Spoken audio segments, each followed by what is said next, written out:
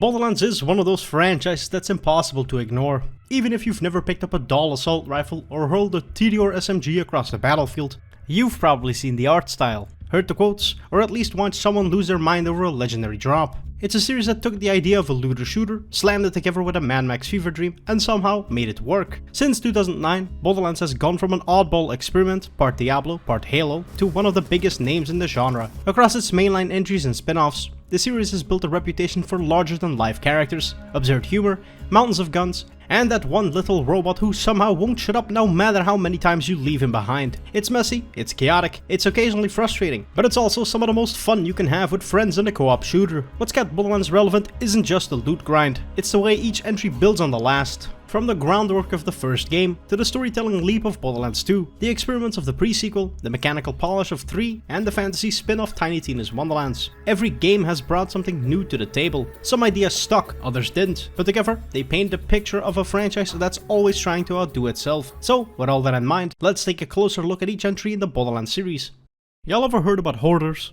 Those people who live in piles of their own filth. Those people who just straight up refuse to let go and wade through heaps of the same item. The kind of people who just melt into their own furniture. What if we made that into a game? But instead of collecting random junk and keeping it in your house, we turned it into one of the biggest FPS franchises in the world. That's probably what certified flash drive magician Randy Pitchford thought when he decided to write Borderlands. The first game to really cement the looter-shooter genre, before it became a first-person World of Warcraft. I'm talking about you, Destiny 2.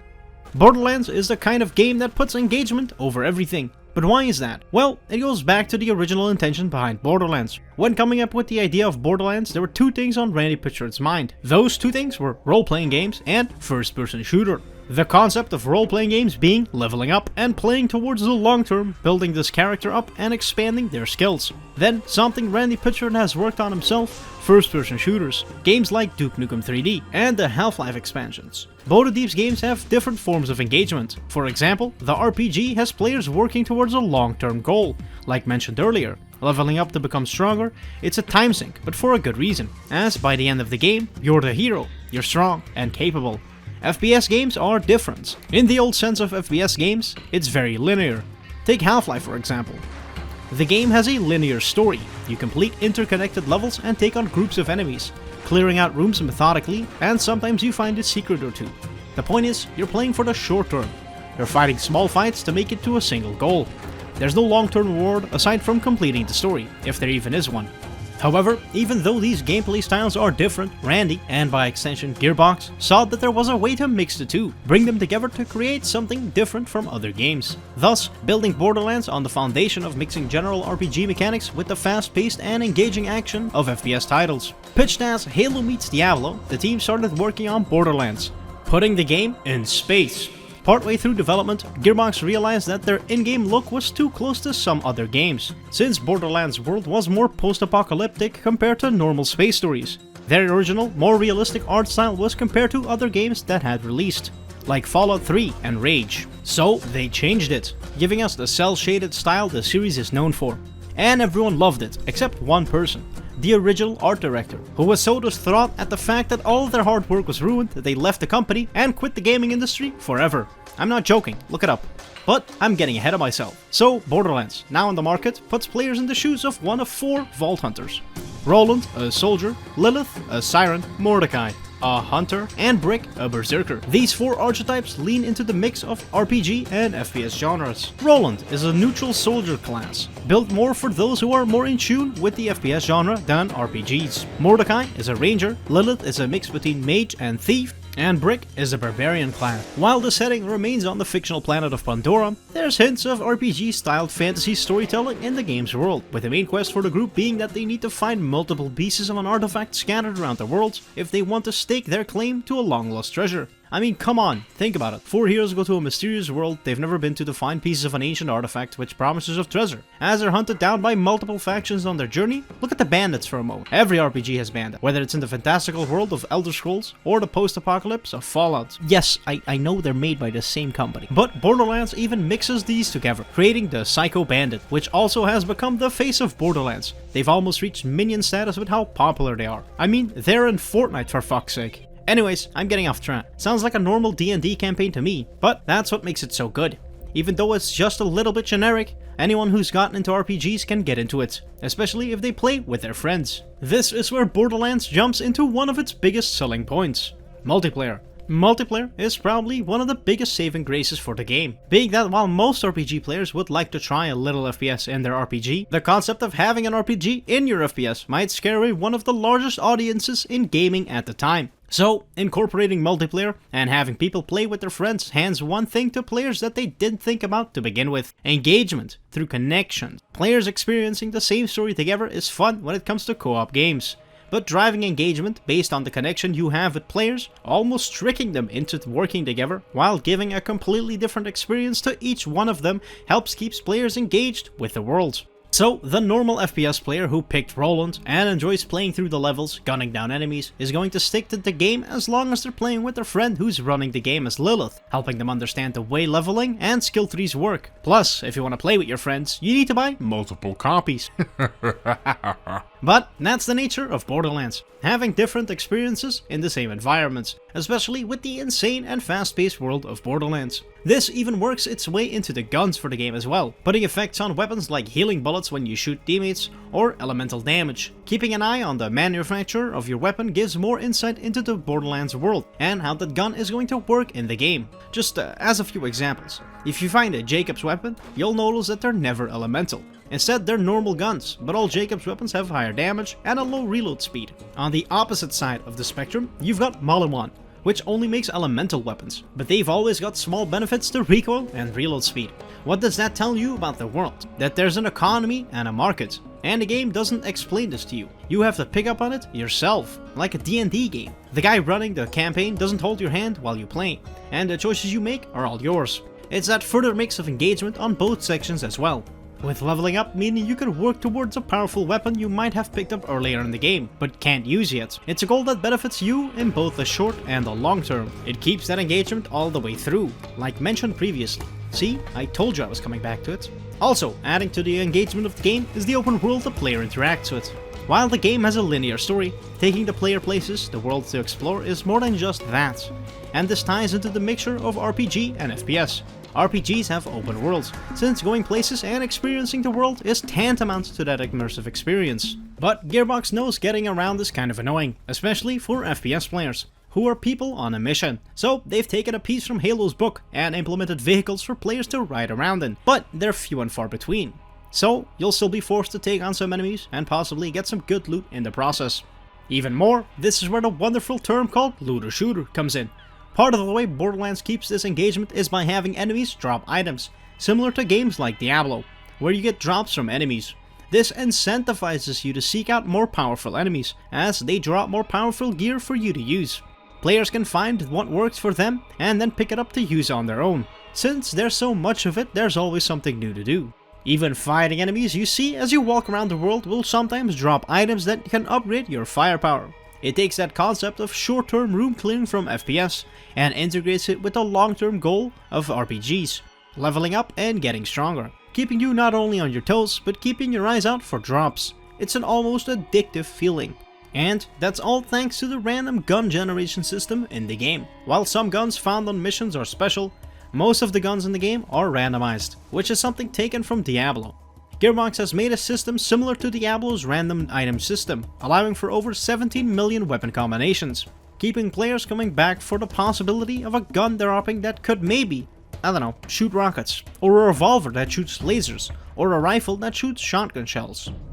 Guns are manufactured by a variety of in-universe companies, each with their own recognizable styles and designs. It adds further charm to the game and its world. Speaking of the world, let's talk a little bit about the story. We got a taste of it earlier, but you don't know the whole setup.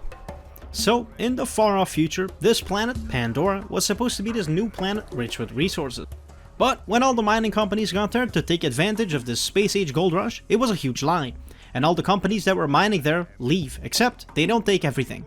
They leave all their settlers and criminals they had working for them. And without anyone to uphold the law, the place becomes a Mad Max-esque world filled with violent crime and plenty of mayhem. However, as the planet warms up, monsters that were in hibernation come out of the woodwork, further adding to the mayhem.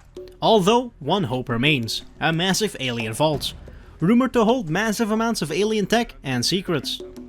You being one of 4 vault hunters who know of its existence but not its location. Go to Pandora to solve the mystery of the vault and either make it rich or die trying. Pandora is filled to the brim with all manner of characters. Look at this little guy right here. He's called Claptrap, and he's another mascot type character. There's not much to say about him, except that you'll see him a lot and that you'll want to blow your brains out after listening to him speak for more than 3 nanoseconds. There's heaps of natural flora and fauna, each of which wants to bite a meaty chunk out of whatever appendage happens to be closest to their mouth or mouths. Skags, rags, spider-ants, cytids, they each have their own distinct, recognizable, and in some cases, iconic design. Then, every type of wildlife also has their own variations depending on how old the creature is and how high it is in the hierarchy. The first game alone has 8 different skag types, from pups and whelps to adult versions like spitters, elders, and the badass variations. Then we've got the bandits, the Crimson Lance, and other factions, all looking for a piece of this vault you're searching for. So, real quick, let me break down the story of Borderlands. The story starts off with our 4 vault hunters arriving to the small derelict town of Firestone, or just one of you if you don't have any friends. We're here in order to collect the pieces of the vault key in order to get our hands on the priceless hoard of loot inside. After talking to Claptrap, uploading a copy of her brain onto the new Unet, and clearing the town of its small bandit problem, we talk to Dr. Zed, a man who stands next to this one corpse for days on end. What the hell is he doing with that thing? Fortunately, Claptrap is then shot, but unfortunately we need to repair him in order to continue the story. After doing so, we kill some skags, repair a vending machine, and then meet TK Baha, a one-legged blind man. He tasks us to get him some food and to buy some grenades before then sending us to take out our first really big threat, Nine Toes. A man with 9 toes and 3 balls. That's canon, by the way. By this point, you should be pretty tired of having to walk everywhere, so we fixed the nearby cancerite system by taking out Bonehead, who is a bigger threat than 9 Toes, ironically.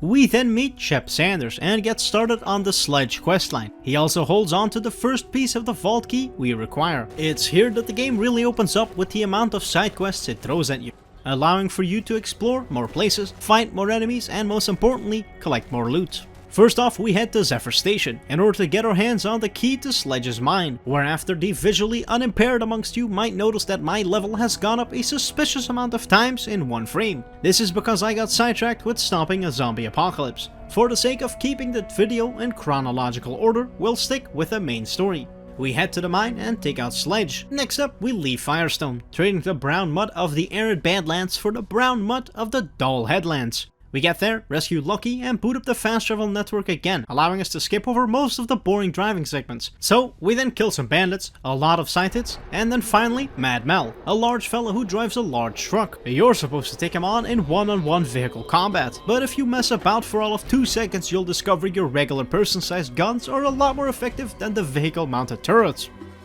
We then make our way to New Haven, the game's second main hub. This one is instantly a lot more expansive than Firestone, with there being heaps of vendors, tons of quests to find, and more than one NPC to talk to. We meet a quirky scientist lady who tells us Crazy Earl stole her piece of the vault key. We go to meet him and he gets mad at us because we don't have any iridium. We commit some domestic terrorism, do some pest control, and then kill a bunch of bandits for their booze, instead of buying it ourselves with the literally hundreds of thousands of dollars we currently possess. After all of that, Earl tells us that the piece he stole from Tanis was in turn stolen by an evil bandit named Crom. We go to Crom's canyon, fight our way through his crevasse, and then face off against Crom, who actually doesn't seem to be that bad of a guy, seeing as the first thing he does is shoot an unarmed Claptrap unit.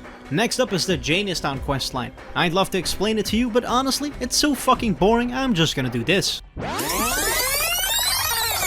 We then make it to the Trash Coast, which is a subtle nod to the writing in the 4th game. There, we take on the Rak Hive, a gigantic 4-legged creature home to, you guessed it, racks. It's one of the most boring fights in the game, since you don't need to actually enter the arena in order to take on this gigantic bullet sponge of an enemy. After defeating it, we get our hands on the 3rd piece of the vault key, swiftly moving on to the 4th piece, but not before rescuing our trustworthy Claptrap unit. Quite unfortunate. We make our way to the Salt Flats, where we climb up Baron Flint's fortress, taking out Hans and Franz before facing off against the Baron himself. We make our way to Flint's treasure trove, whereupon it's revealed that Tanis lied. Flint doesn't have a piece of the key at all. It's actually been in the ownership of none other than Steel, a commander of the Atlas Corporation. She's also been working with Tannis in secret in order to swoop in and steal the treasure right from under our noses. She also shuts down the Echonet, which wouldn't have happened if they had an active subscription too. I wasn't sponsored by any VPN brand for this video, but it definitely would have made for a clever transition, right? We then go to find Tannis, killing a whole army of Crimson Lands who scream uncomfortably loud when they die while going there. After finding her, she tasks us to find and reactivate the 3 transmitter consoles in order to find where Steel is hiding. It's during this part we also start running into large amounts of Guardians, ancient aliens hiding on Pandora in order to stop us commoners from accessing the vault and its treasure trove. They take like 4 mags of an assault rifle to take out, but they give you more XP than most of the quests in the game, so it's worth the monotonous repetition. About 20 minutes of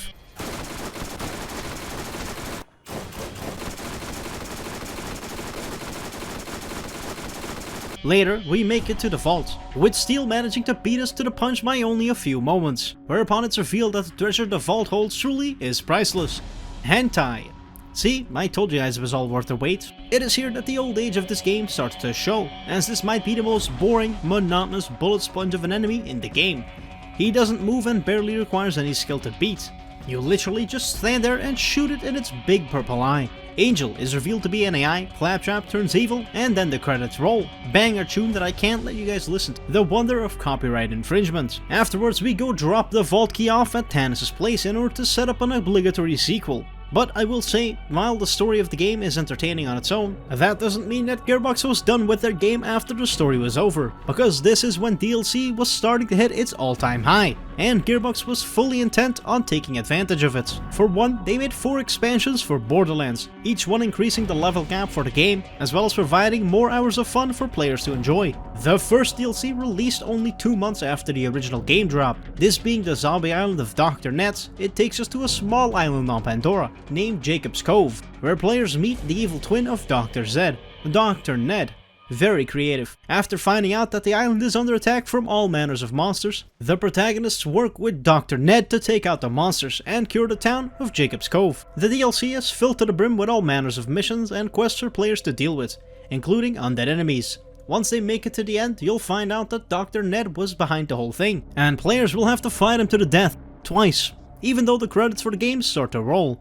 This is where Borderlands' silly humor shines, and this is only the beginning, as Borderlands 2 will start to lean into the more wacky comedy of the series. Regardless, the DLC introduced more content for players to enjoy, and at only $10 a pop, it was a sizable DLC that gave tons more hours of fun to the players. Then, Gearbox released the second DLC for the game, Mad Moxie's Underdome Riot. This DLC does things differently, working the plot of the DLC into a new game mode for players to enjoy.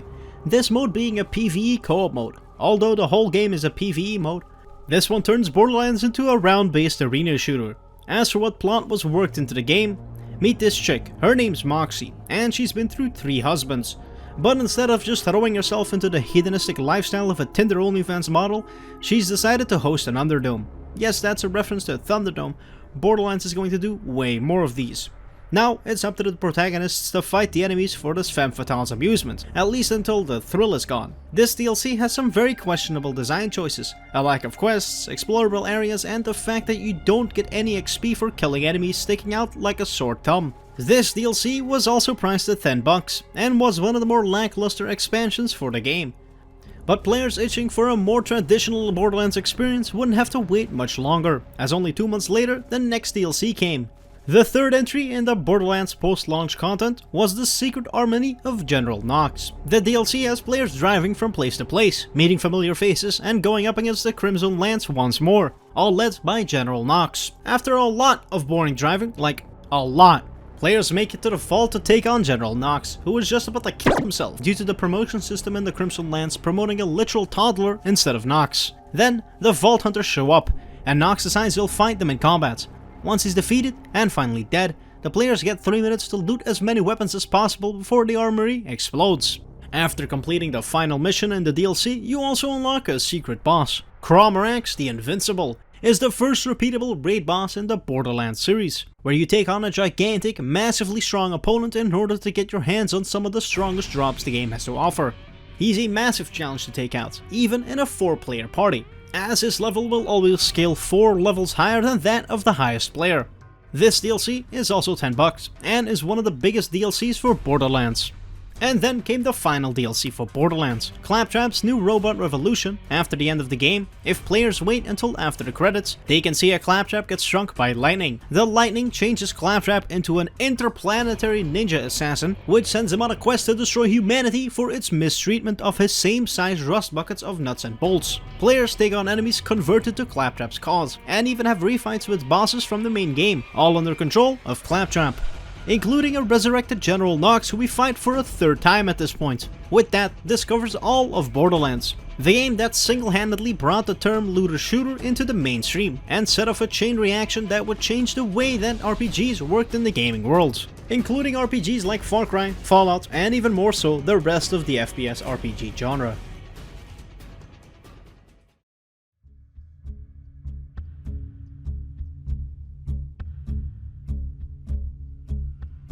Borderlands 2 emerged onto the gaming scene in 2012 as the highly anticipated sequel to the original Borderlands.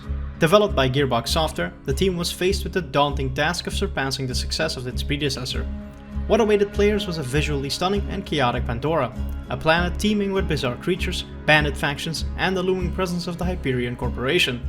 The decision to maintain the cel-shaded art style was a stroke of genius, solidifying the game's distinct identity. The bold lines, vivid colors, and exaggerated character designs not only stood out in the sea of realistic graphics, but also complemented the game's irreverent humor. This choice, coupled with a dynamic day-night cycle and diverse environments, created a visually arresting world that players couldn't help but explore. From its inception, Borderlands 2 was more than just a follow-up. It was a bold statement in game design, art direction, and storytelling. The game expanded upon the chaotic treasure-hunting world of Pandora with a richer narrative, more nuanced characters, and an even more expansive arsenal of weapons.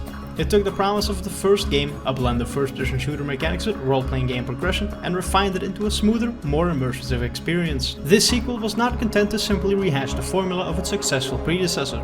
Instead, it ventured into uncharted territory, introducing new gameplay mechanics, deepening the existing lore, and crafting a villain in Handsome Jack, who would become iconic in the gaming world. The game's ability to blend humor, action, and story in a unique cel-shaded universe set it apart in a crowded marketplace. The narrative ambitions of Borderlands 2 were apparent from the outset. The development team, led by Randy Pitchford, sought to build upon the foundation of the first game's universe, introducing a more intricate and compelling storyline. The decision to cast players in the role of one of 4 new playable characters, each with their own unique abilities and skill trees, added depth to both the narrative and the gameplay. The anticipation among fans was palpable as they eagerly awaited the continuation of the saga and the chance to face off against the enigmatic antagonist, Handsome Jack. As the game's development progressed, the team at Gearbox Software prioritized refining the cooperative multiplayer experience. Borderlands 2 was designed to be a social experience, and the seamless integration of multiplayer mechanics ensured that the chaos of Pandora...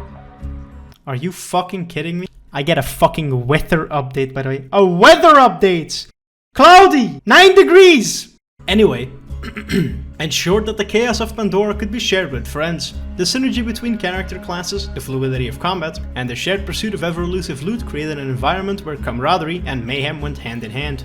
In terms of technological innovation, Borderlands 2 introduced the innovative Shift system, which allowed players to redeem codes for in-game rewards and community events. This not only enhanced the replayability of the game, but also fostered an active and engaged player community. The decision to provide ongoing support and post-launch content further demonstrated Gearbox's commitment to keeping the Borderlands 2 experience fresh and exciting. And boy did it fucking work. I mean, this game is over a decade old at this point, and it still peaks at around 3,000 players daily.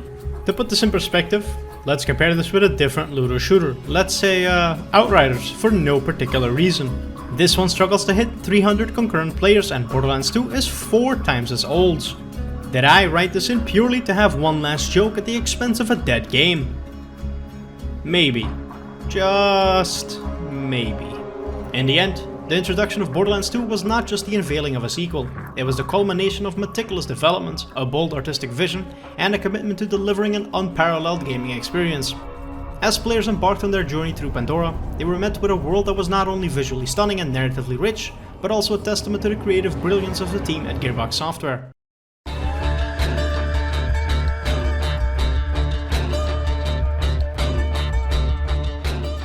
The visuals and art style of Borderlands 2 stand as a distinct and defining aspect of the game, setting it apart in a genre often dominated by more realistic or traditional fantasy aesthetics. This game's visual identity is not just a superficial layer, but a core element of its appeal and memorability. Borderlands 2 employs a unique, cel-shaded graphic style that gives the game a look reminiscent of a graphic novel or a comic book.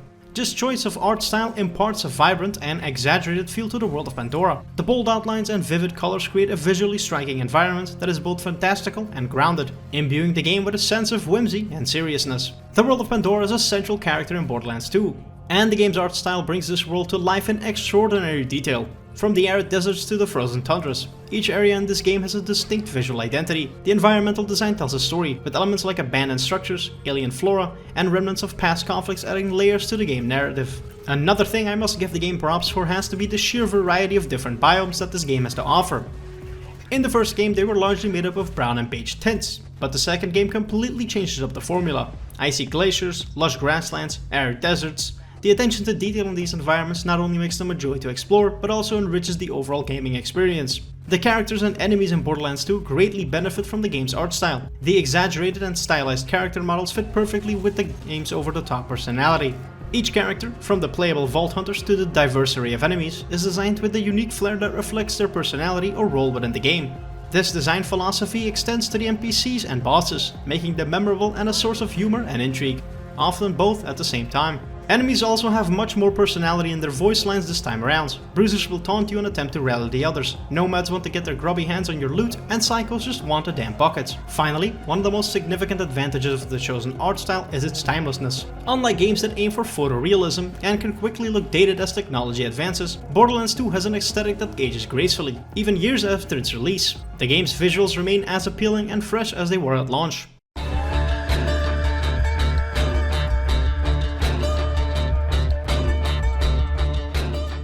One of the most significant improvements in Borderlands 2 was the enhanced depth and variety of the playable characters. Each of the 4 base characters, Axon the Commando, Maya the Siren, Salvador the Gunzerker, and Zero the Assassin, brought a unique playstyle, complete with distinct abilities and skill trees. The addition of 2 more characters through DLC, Gage the Necromancer and Krieg the Psycho, further diversified the gameplay options. This variety allowed players to experiment with different playstyles and strategies, significantly enhancing the game's replayability. Axton is great for players who enjoy a balanced playstyle. He deploys a versatile dual saber turret, a deployable gun system that automatically targets and shoots enemies. It can be a game changer in combat, providing both offensive and defensive support.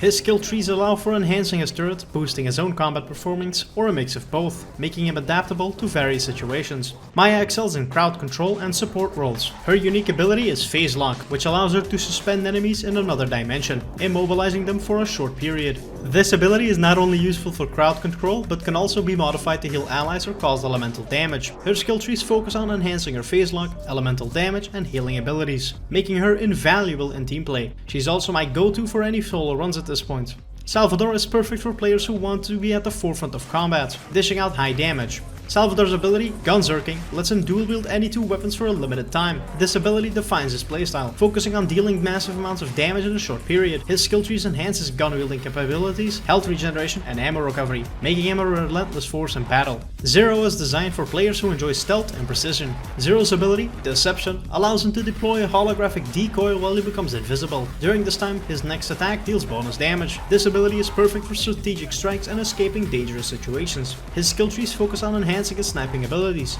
melee damage, and deception tactics, offering a more nuanced approach to combat. Gage is ideal for players who enjoy a pet class with a mix of technology and elemental damage. She can summon Deathtrap, a robotic companion that can engage enemies in combat. Deathtrap provides both offensive and defensive support and can be upgraded with various abilities. Her skill trees revolve around enhancing Deathtrap, Anarchy, which increases damage at the cost of accuracy, and elemental effects. And lastly, Krieg is tailored for players who enjoy an aggressive, high-risk, high-reward playstyle. His Buzzx Rampage boosts his melee damage significantly and restores health with each kill. This ability turns him into a melee powerhouse, ideal for close combat. His skill trees focus on enhancing his melee abilities, explosive and fire damage, and leveraging his own pain to deal even more damage. Each character is meticulously crafted, not just in terms of abilities but also in their thematic design and backstory, adding layers to the gameplay experience. The depth of customization within each skill tree allows players to tailor their Vault Hunter to their preferred playstyle, whether they enjoy solo play or teaming up with others in co-op. This level of personalization and variety in gameplay is one of the key factors that makes Borderlands 2 a standout title in the genre.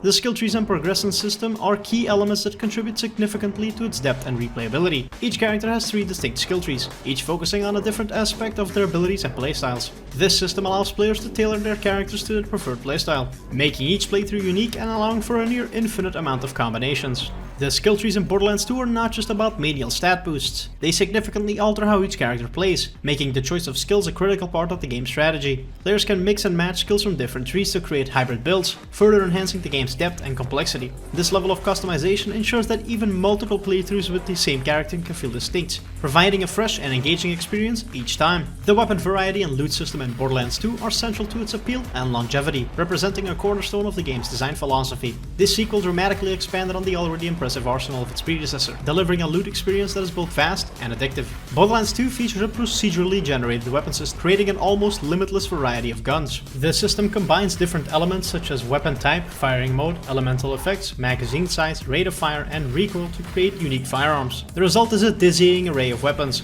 each with its own look, feel, and tactical usage. The game features a wide variety of weapon types: pistols, shotguns, assault rifles, sniper rifles, rocket launchers, and submachine guns. Each weapon type has its distinct advantages, catering to different playstyles. Adding to this diversity are the game's weapon manufacturers, each with their unique stylistic and functional traits. Jacobs are known for high damage and semi-automatic firing, but lack elemental effects. Korg exclusively produces explosive weapons, dealing area of effect damage. Maliwan specializes in elemental weapons, perfect for dealing with shields, armor, or flesh. Hyperion features weapons with increased accuracy the longer they are fired. Vladov offers weapons with high fire rates, making them bullet hoses. Dahl are known for their burst fire mode when aiming down sights. Bandit weapons have larger magazine sizes but typically lower accuracy and fire rates, and Tidier are unique in the way that they are thrown like a grenade when reloaded, with a new one generated in the player's hands. The more ammo left in the magazine when thrown, the more damage the following explosion will do. Aside from all of these, there are also shields, grenades, class mods, and relics. Shields also have a litany of types depending on the manufacturer. Ancient shields increase your maximum health and give you a resistance to the last type of elemental damage you received. Dull shields have a chance to drop a shield booster if you take damage, and torque shields deal explosive damage to anyone foolish enough to hit you with a melee attack. Grenades also have a type. Singularity grenades will pull enemies around it closer in order to deal more damage, and transfusion grenades steal health from opponents in order to heal the user. Class mods also come in all shapes and sizes. First off, they add bonus points to one or multiple skills from any given tree, as well as give you some stat boosts like larger magazine sizes or increased health.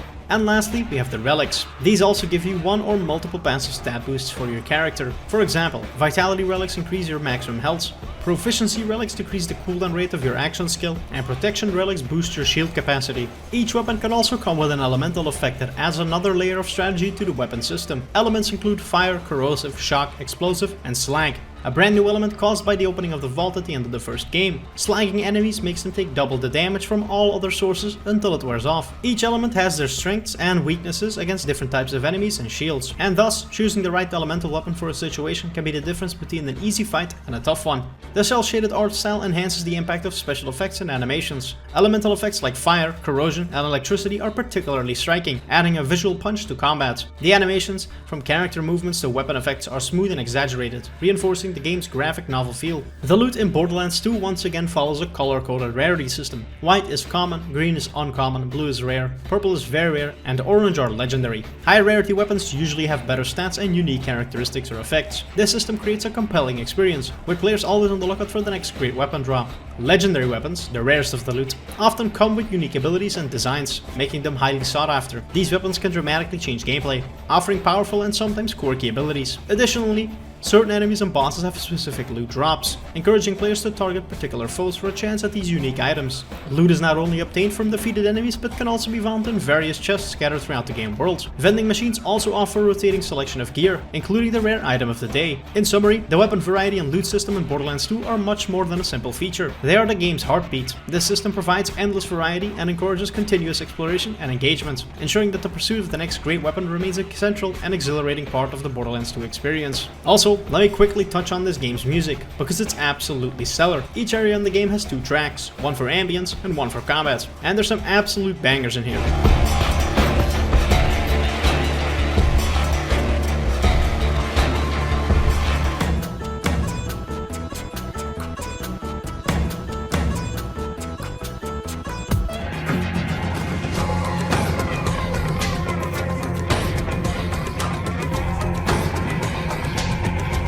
In addition to this, challenges also make their return from the first game, but instead of rewarding you with experience points or cold hard cash, these now reward you with badass rank. Challenges cover a wide range of activities. They include tasks like killing a certain number of enemies, finding hidden vault symbols, completing side missions or side objectives in main missions, as well as using elemental effects to defeat foes, and a lot more.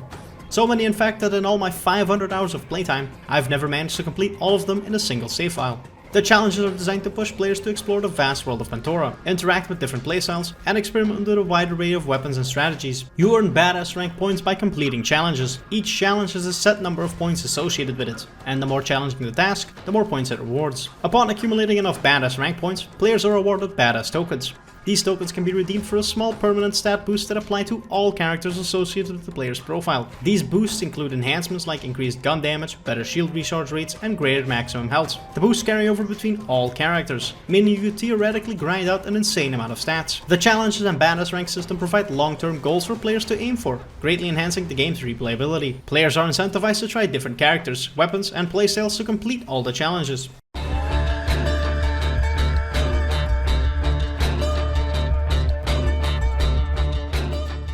The narrative and world building in Borderlands 2 are pivotal elements that elevate it beyond a typical looter shooter, creating an immersive and engaging experience that resonates deeply within its players. The game achieves a fine balance between its overarching storyline, character development, and the richly detailed world of Pandora. Borderlands 2 features a more cohesive and engaging storyline compared to its predecessor. The narrative centers around the player's quest to stop Handsome Jack, the charismatic and ruthless president of the Hyperion Corporation, who seeks to harness the power of a new vault and the alien technology within. The story is well paced, blending action, humor, and emotional moments as it unfolds through both main missions and a wealth of side quests that delve deeper into the lore and characters of Pandora. Before we hop into a quick breakdown of the game's story, let me have a quick ramble about Handsome Jack. Handsome Jack, the primary antagonist in Borderlands 2, is a character who elevates the game's narrative to a remarkable level. His role in the story and his complex characterization make him, in my opinion, one of the most memorable villains in video game history. Jack's character is a blend of charisma, humor, and ruthless ambition. He is not just a simple evil overlord, he is witty, sarcastic, and often makes players chuckle even as they are appalled by his actions.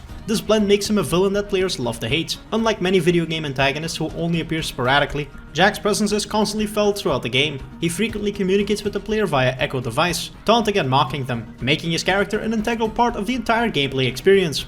Jack is not a straightforward villain. His motivations are complex, and his backstory, which is explored more deeply in the game and additional content like the pre-sequel, reveals a much more tragic side to his character.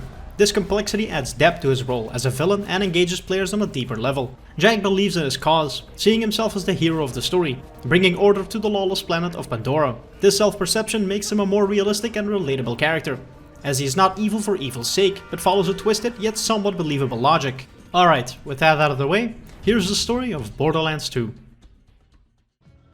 The game starts off with our Vault Hunters on board a train. Naturally, it doesn't take long for Handsome Jack to reveal he's not that nice of a guy and blows it up, leaving us stranded in the frozen wastes, and the character selection screen. Another thing this game does exceptionally is the customization. There's an absolute boatload of different heads and outfits to choose and unlock. I select Maya and reintroduce to Claptrap before ransacking his place and then set off to retrieve his eye. I do so by fighting my way through this new creature type, these frosty monkey-like things named Bullymongs. After Jack tells us to literally game out ourselves, we come across the game's first boss, Knuckle Dragger. I swiftly take care of him and travel to Southern Shelf in order to meet Sir Hammerlock. So, arrive at Leisburg, deal with the bandits that took over the town, and then wait for Claptrap's eye to be repaired. Afterwards, I do some side quests before setting off to fight Captain Flint, in order to get our hands on a ship to set sail for the city of Sanctuary, the only place we'll truly be safe. I make it to a boat and face off against the explosive duo of Boom and Boom, before using the cannon to blow open the gate and to begin my ascent of the Soaring Dragon, mowing down every marauder, psycho, and midget on the way up. After making it to the top, I face off against the captain himself, a formidable foe in one-on-one combat, but laughably easy if you use his own cover against him. So, after stealing a boat, I arrive at Treehorn's Divide. I attempt to 3D print a car, but I'm told no by the machine. I'll need to get my hands on an access key, so I kindly ask the local bandits for theirs by repeatedly shooting them in the head.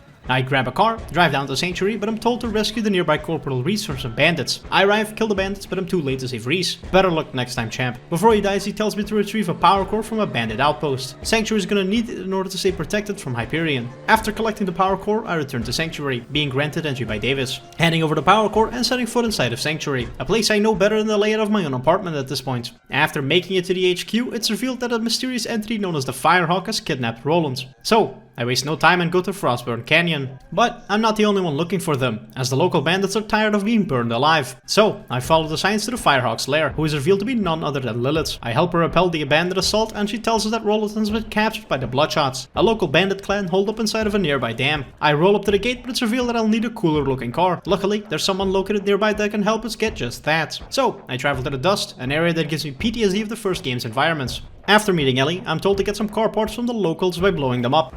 After constructing a new car, I return to the strongholds, trick them into lowering the gate and fight Badmaw, the midget-wielding nomad. I then enter the strongholds, the first true difficult part of the game, due to just how many enemies there are to deal with. After dealing with the obscenely large number of bandits, I make it to Roland, and then he's taken by Hyperion, who've come to crash the party. So, I chase them to the top of the dam, and it's here that we have our first combat experience with the game's main enemy type, the Loaderbots. It's here that I must also highlight the game's sense of scale. It does a terrific job of showing you more of the world in an area than just the area itself. I mean, from the top of the dam alone, you can see the Highlands, the town of Overlook, and the Hyperion City of Opportunity. Anyway, I fight my way through Hyperion's forces and face off against the Warden, a massive constructor type enemy, capable of making its own reinforcements. I, however, farmed an Unkempt Herald, and absolutely wiped the floor with it. After talking with Roland, I return to Sanctuary. When I get there, he tells me that the vault key is located on the train making its way to the Thunder Express. After getting there, I meet up with both my favorite drunkard, Mordecai, and my favorite child, Tiny Tina. After meeting up with Tina, I head down to the Buzzard Academy in order to retrieve Tina's Badonkadonks, two rockets with quite the payload. I return to Tina, who arms them, and goes set them up nearby before blowing up the train.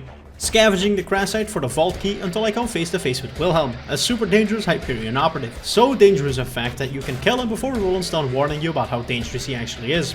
After taking care of him, I collect his power core and return to Sanctuary before plugging it into the city's shield system. It is however riddled with spyware, and Jack reveals that Angel has been working for him since the beginning. Just goes to prove that you should never plug in strange devices, whether it be USBs, SSDs, or one-of-a-kind power cores. So, Angel lowers the shield and I help Scooter set up Sanctuary's engines before Lilith/TPs the city out of Hyperion's reach. This also takes it off the fast travel map, so we travel to and through the fridge, completing a single round of Circle of Slaughter along the way before arriving in the Highlands with Sanctuary just a little above it. Regardless, I still can't fast travel to it, so I head down to a nearby Hyperion extraction plant in order to get my hands on a looter supply beacon. After getting it, I travel to the town of Overlook, install the beacon, and after defending it for a long time, I travel back to Sanctuary. Once I get back to HQ, I'm told to get my hands on 3 Thingamajigs in order to gain access to Angel's Chamber, which is where the vault key is actually located. So, travel to the Hyperion Wildlife Exploitation Center and murder everyone even slightly affiliated with Hyperion, wildlife included. After making it to the end of the area, we take on a mutated Bloodwing, equipped with all 5 elements, including explosive. This is the saddest death in the game.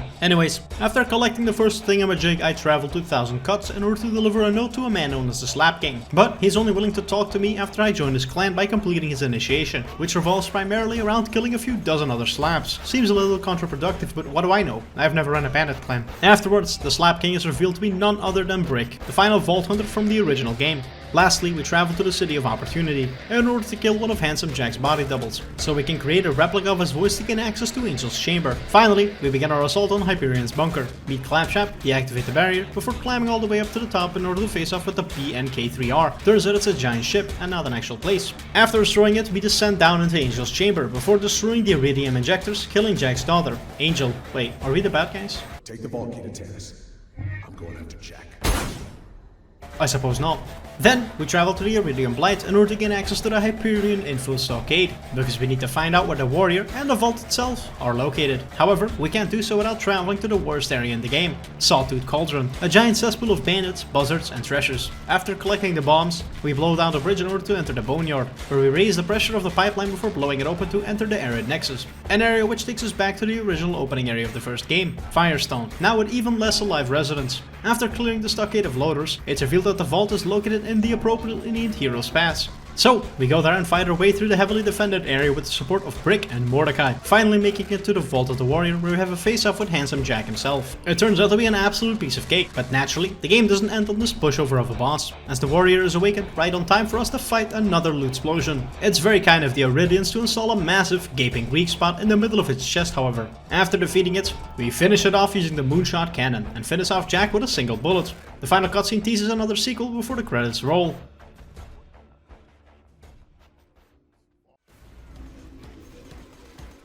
Each playable character has a well-defined backstory and personality, making them more than just avatars for the players. These backstories are explored through dialogue, echologues, and interactions with other characters, providing depth and motivation for each character's involvement in the game's events. Additionally, NPCs and supporting characters like Tiny Tina, Sir Hammerlock, and Ellie are vividly brought to life with distinct personalities and histories, further enriching the world.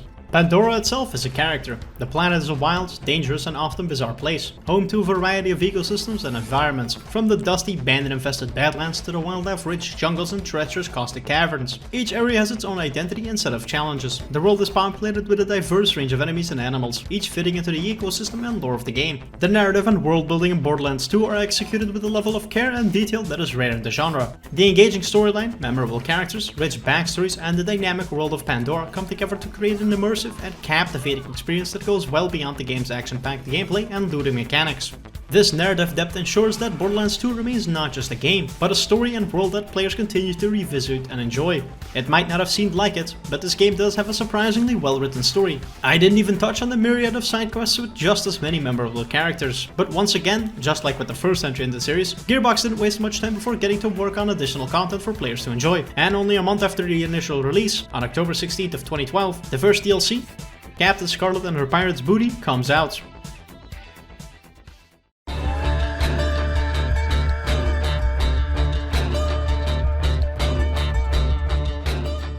This DLC takes us to the town of Oasis and the surrounding pirate-infested territories. Unlike the main game's focus on bandit-filled wastelands of Pandora, this expansion introduces a more desert-like pirate-themed environment. Your main option for long-distance traversal is no longer the Light Runner or the Bandit Technical, having been replaced by a sand skiff, a floating boat.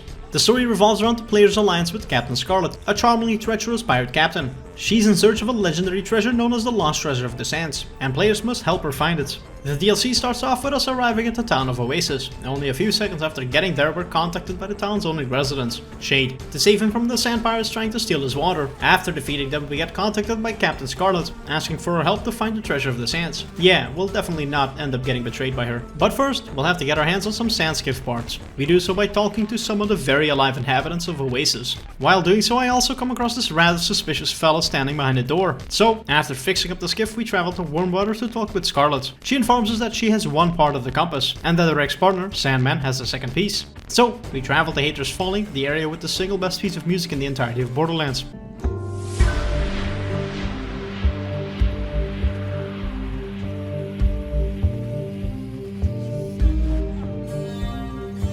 After finding Sandman, we send him and his bodyguard, the Big Sleep, to bed. Upon collecting the piece, we also learn that Hyperion has a third piece, so we raid their convoy on the way back to Scarlet. It's then revealed that the last piece is owned by a man named Herbert, an interesting fella who might be a little obsessed with Scarlet. Once we meet him, he refuses to help us unless we collect his tapes in hopes of swooning Scarlet. And oh boy, these tapes are definitely... This concludes the sounds of Scarlet sleeping. Tape number 48. interesting. After collecting them, we return to Herbert, who instructs us to shoot off the lock on our chest to get the last piece of the compass. Doing so, however, shatters it into pieces, so we travel to the Washburn refinery in order to get our hands on some polycriton. Returning to Herbert will make him fix the compass piece, and we thank him by blowing him up. After putting all 4 pieces together, we travel to Magnus Lighthouse, climbing our way to the top of it before using it to reveal where the treasure is located. Turns out it's in Warmwater, about 20 seconds away from Scarlet's ship. On the way down, we're ambushed by Scarlet's men as she betrays us. Oh no, who saw this coming? Regardless, we dispatch them and return to Warmwater, where we're swallowed whole by the treasure guardian, ending up inside of it. Once there, we find Scarlet's pet Roscoe, a giant raghive that was eaten a long time ago. After defeating it, the Leviathan spits us back out, making us fight him to the death. After giving him his wish of death, we enter the treasure room. It's funny that this is the most vault-like area we've seen in this franchise, and it's technically not even a vault. After returning to Shade, the final mission turns into a repeatable one, meaning you can farm the final treasure room over and over again. One thing I must give the game even more props for is its environmental storytelling. Oasis, the DLC's first area, was initially an oceanside town, but after many decades of climate change, there's quite literally not a drop of water in sight, causing every single resident but one of the town to die. Once we reach the lighthouse, it's even more apparent just how high the water once truly was, as the lighthouse now towers above the rest of the area like a small mountain rather than an island. Enemies have received a piratey coat of paint, as well as as an appropriate renaming. Marauders are pirates now, shotgun midgets are cabin boys now, and psychos are renamed to raider, but they're not all reskins. The DLC adds a decent amount of brand new enemy types. You've got anchormen, harpooners, mine layers, and buccaneers to name a few. There's also the cursed pirate, an undead enemy that spawns at half health but restores it if he manages to land a hit on you. This DLC also introduces seraph weapons, a new rarity above legendary. These weapons, along with other seraph items, can be purchased with seraph crystals, a new currency. These crystals are obtained by defeating seraph guardians, extremely tough bosses that present a significant challenge even for well-equipped players, especially on the later difficulties. Overall, I quite like this DLC. It offers a fresh setting, a compelling story, new characters, and additional gameplay mechanics. This expansion not only adds more content, but also enhances the overall experience with its unique flavor and charm. It's also the one I've played the most over the years, and Scarlet has to be one of, if not my favorite, one-shot character. By this point, Gearbox was firing on all cylinders, and just a month after the first DLC, we received Mr. Torgue's Campaign of Carnage. This DLC takes us to the badass creative badassitude. We're here to take part in a tournament in order to find out who the #1 badass on Pandora is, and that guy or gal will get to open the vault, located underneath the main arena. Players are thrust into a brutal competition inside of the Torgue arena, where they must fight their way up the ranks to earn the right to access the vault. The main questline focuses on the player's progression up the leaderboard of the tournament, involving a series of battles, showdowns with unique bosses, and running into some familiar faces along the way. This DLC starts off with arriving at the badass creative badassitude. Once we get there, we're contacted by Torgue, telling us that we'll need to get our hands on a sponsor, otherwise we won't be allowed to participate in the tournament. So we head to the arena, kill a bunch of random goons, and meet with a man named Piston, who offers to be our sponsor. Wow, very cool, I sure hope he doesn't betray us. In order to prove our worth, we enter the arena and take part in a gladiatorial fight. After beating it, Piston fills the arena up with a sleeping gas, in an attempt to both slander our name and level of badassery. However, Torgue is the truest of G's, and he knows that Piston is full of shit. So, he tells us about another sponsor located in the beatdown, the biker-infested slum run by a guy named Pyro Pete. We kill everyone inside of his bar before heading down into the basement to face off with Pete himself. After defeating him, we meet up with his kidnapped sponsor, who turns out to be Moxie. After talking with her, she tells us that we'll need to get stronger before we face off with Motor Mama. We do so by having a super epic training montage ran by Tiny Tina, who instructs us to collect a bunch of chocolate chip cookies. Afterwards, we travel to the Southern Raceway and fight Motor Mama, who you'll have to beat twice, once on wheels and once on foot. She's actually a pretty tough boss to deal with, unless you exploit the arena in your favor. We then travel to the Forge in order to face off against Flyboy, a cocky little shit that pilots a buzzard. The boss fight ends up being a cop-out, however, as he's blown out of the sky by Piston's blimp, so we end up having a showdown with that instead. Then we travel back to the arena to have a final showdown with Piston, who decides to break the rules once again, fighting us while piloting a massive robotic dinosaur. The Badassosaurus. It's also the worst boss in the game, and it would be ridiculously hard if not for these variants at the entrance of the arena. After blowing it up, we face off against Piston for the final time, defeating him in one-on-one combat and finally opening the vault underneath the arena for a pretty sick loot explosion. This DLC adds an additional 7 areas to explore. All of them reflect the Carnage theme, with industrial and gladiatorial aesthetics. This DLC adds an entirely new faction of enemies, the Biker Gangs. They're just reskinned bandits, but it's a nice thought at least. The separate gangs also have different colors of clothes, to show which other contestant they're affiliated with. Yellow for Pyro Pete, purplish green for Motor Mama, and so on. And lastly, this DLC adds yet another type of currency, Torgue tokens. These orange chips are exclusive to the DLC and can be used at special Torgue vending machines. They only sell Torgue branded weapons, and the special item of the day is always a legendary. You get these quite sparsely throughout the actual playthrough by killing badass enemies and completing certain quests, but farming the tier 3 versions of the repeatable side quests is by far the most effective. Mr. Torgue's Campaign of Carnage is a memorable addition to Borderlands 2, primarily for its focus on high energy combat and its humorous over-the-top narrative. The DLC setting, new characters, with Mr. Torgue himself being a standout, and the emphasis on arena combat offer a distinct experience that contrasts with the main game and the other expansions. It's an adrenaline-fueled journey that amplifies the already intense and over-the-top world of Pandora.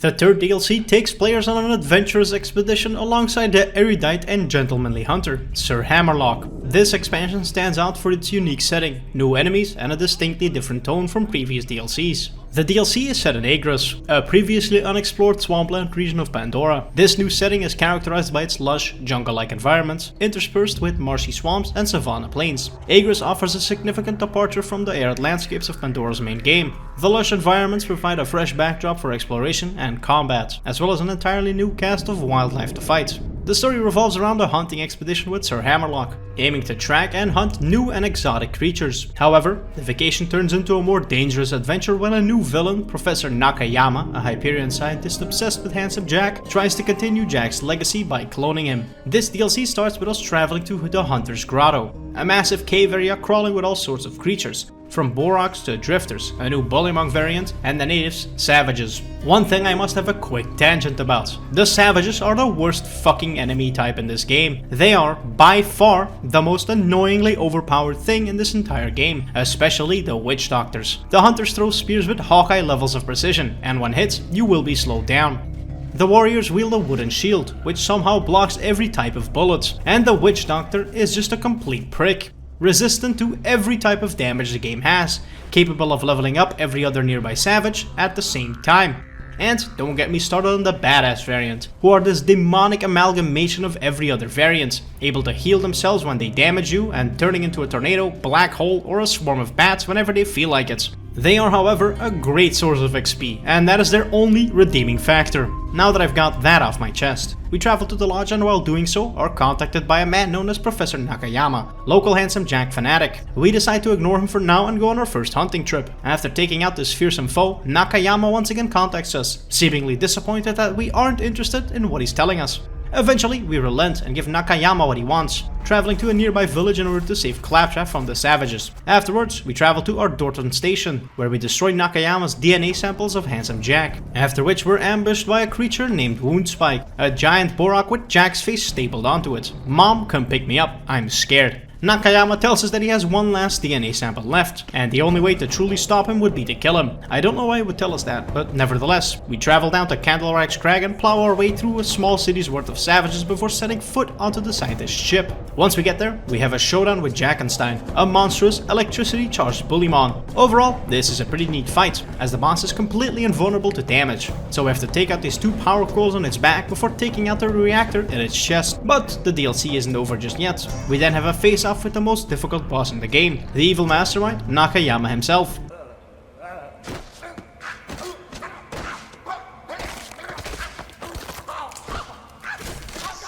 Revolt Hunter. Now go collect the fruits of your labors from the terminus. After desecrating his corpse, we make our way into his treasure trove. This was also the only DLC I completed in a single sitting, as I just wanted to get this one out of the way. The main quests involve thwarting Professor Nakayama's plans while occasionally engaging in big game hunts. The narrative combines the thrill of the hunt with the intrigue of stopping Nakayama's nefarious scheme. Side quests in this DLC are diverse, ranging from traditional hunting missions to helping out Borderlands' signature cookie characters. Sir Hammerlock's big game hunt offers a unique experience. Its focus on exploration and hunting, combined with a new lush setting and challenging enemies, provides a distinct and memorable adventure. It's not a bad DLC per se, it's just not good in comparison to everything else this game has to offer. The fourth DLC is widely celebrated as one of the best expansions in the series, blending the game's signature humor and gameplay with a rich, fantasy-themed story. This DLC stands out for its imaginative setting, engaging narrative, and unique blend of Borderlands mechanics with classic fantasy RPG elements. The story is framed around the game of Bunkers and Badasses, a tabletop RPG led by the explosive-loving teenager Tiny Tina, with the Vault Hunters as the players. The narrative unfolds as a game within a game, where Tiny Tina serves as the Bunker Master, narrating the adventure and altering the world on the fly. Players are transported into a fantasy world created by Tina's imagination, filled with castles, dungeons, forests, and magical creatures.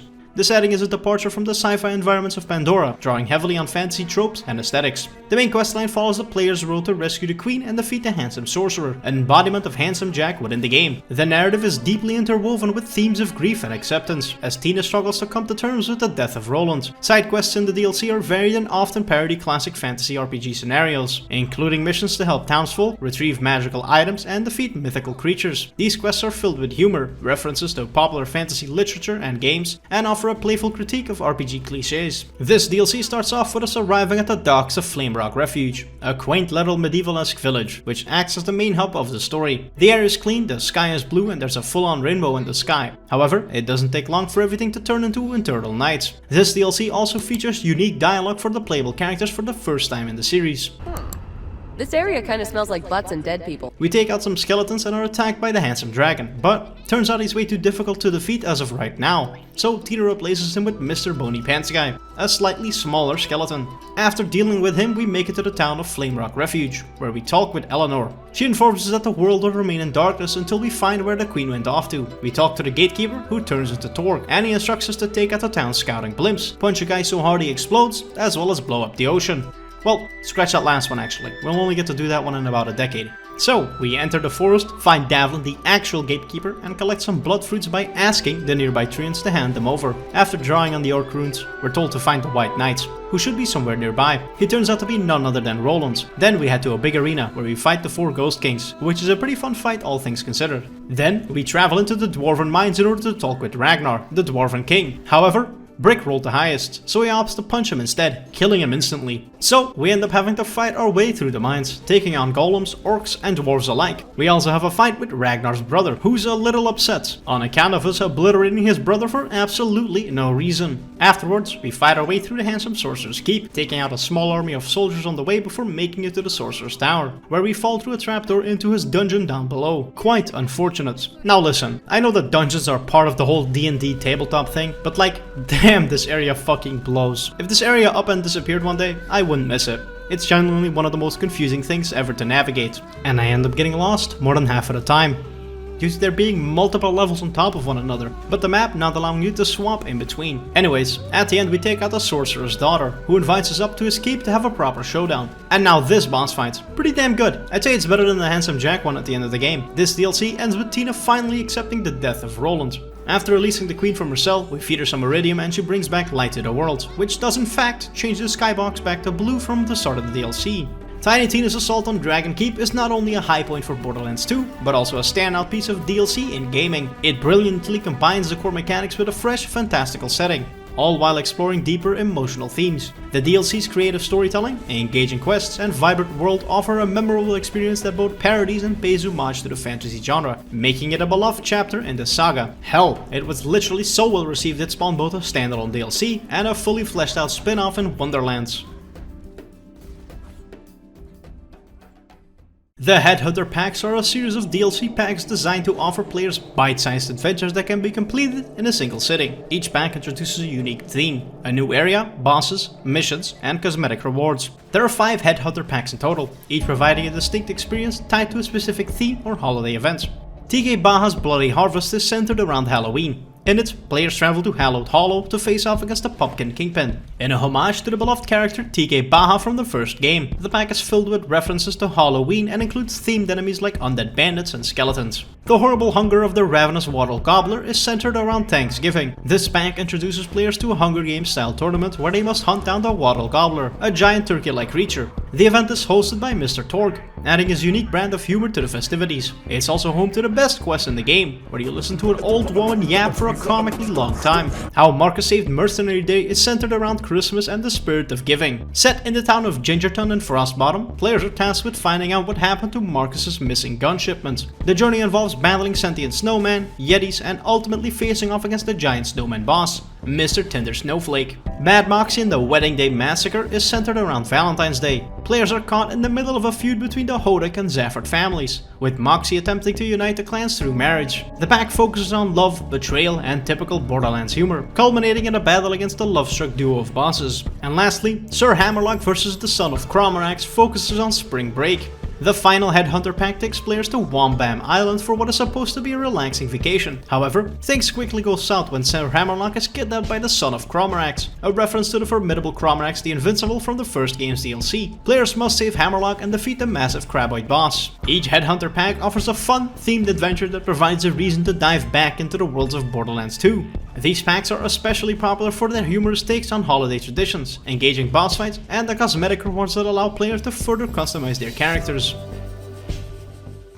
The 5th DLC released in June 2019, 7 years after the initial game's release. It serves as a bridge between Borderlands 2 and 3, setting the stage for the events of the latter. This DLC is notable for expanding the game's narrative once again, introducing new gameplay elements and raising the level cap for the last time, from 72 all the way up to 80. The DLC's story centers around the fight against a new villain, Colonel Hector, who has taken over Sanctuary with his army of infected soldiers and plants. Hector seeks to use the power of the Vault Key to create a Pandoran paradise, but at the cost of its current inhabitants. Lilith, now commander of the Crimson Raiders, takes a central role, rallying the Vault Hunters to reclaim Sanctuary and stop Hector's plan. The narrative deals with themes of loss, resistance, and the fight to protect one's home. The main quests follow the player's efforts to push back Hector's forces, culminating in a battle to retake Sanctuary and confront Hector himself. Side quests delve into the effects of Hector's invasion on Pandora's residents, including missions to rescue captured allies, gather resources to fight the infection, and combat the spread of mutated flora and fauna. These quests add depth to the world's current state and the impact of the conflict.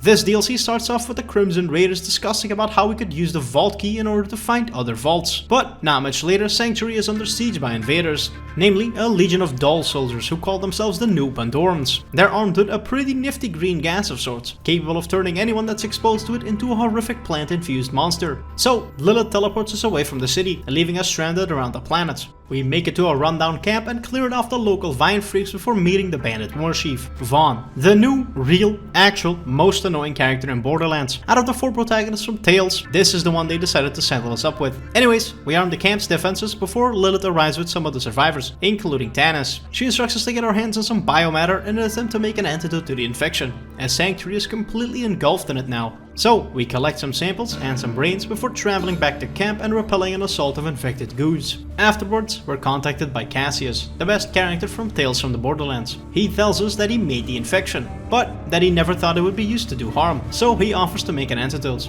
We then travel to Helios Fallen, which are the remains of the 8-shaped space station that was omnipresent throughout the main game and all the DLCs. It was brought down at the start of episode 5 from Tales. So we make it there, fight through the station, let Tina arm the moonshot cannon before blowing up the doors to the nearby doll mine. We then head into the Mount Scarab Research Center, which is where Cassius is making an antidote as we speak. We head down into his lab, but Hector willingly infects Cassius with the virus. His last request is to put him out of his misery. Damn it, Cassius, it should have been Vaughn. After finishing up the antidote and injecting ourselves with it, we travel back to the city of Sanctuary to have a showdown with Hector, who's now grown into a sizable boy in the center of town. After defeating him, he tells us that he's infused with the city itself, meaning there's no way to destroy him without destroying Sanctuary itself. So, Lilith makes a call. We raid Crazy Hill's Iridium stockpile, overcharge Lilith's powers, and get teleported back to camp, looking up at Sanctuary as it explodes. Probably the saddest death in this game, to be honest. And the Vault Key? Lost. For now at least. Commander Lilith and the fight for Sanctuary is a significant addition to the game, offering players a compelling narrative, new gameplay, and a final reason to return to Borderlands 2. It sets the narrative groundwork for Borderlands 3, providing both closure to Borderlands 2 and a launching point for the next installment in the series. With its introduction of new enemies, areas, and high-powered loot, the DLC ensures that Borderlands 2 remains an engaging and near infinitely replayable experience for both new and returning players.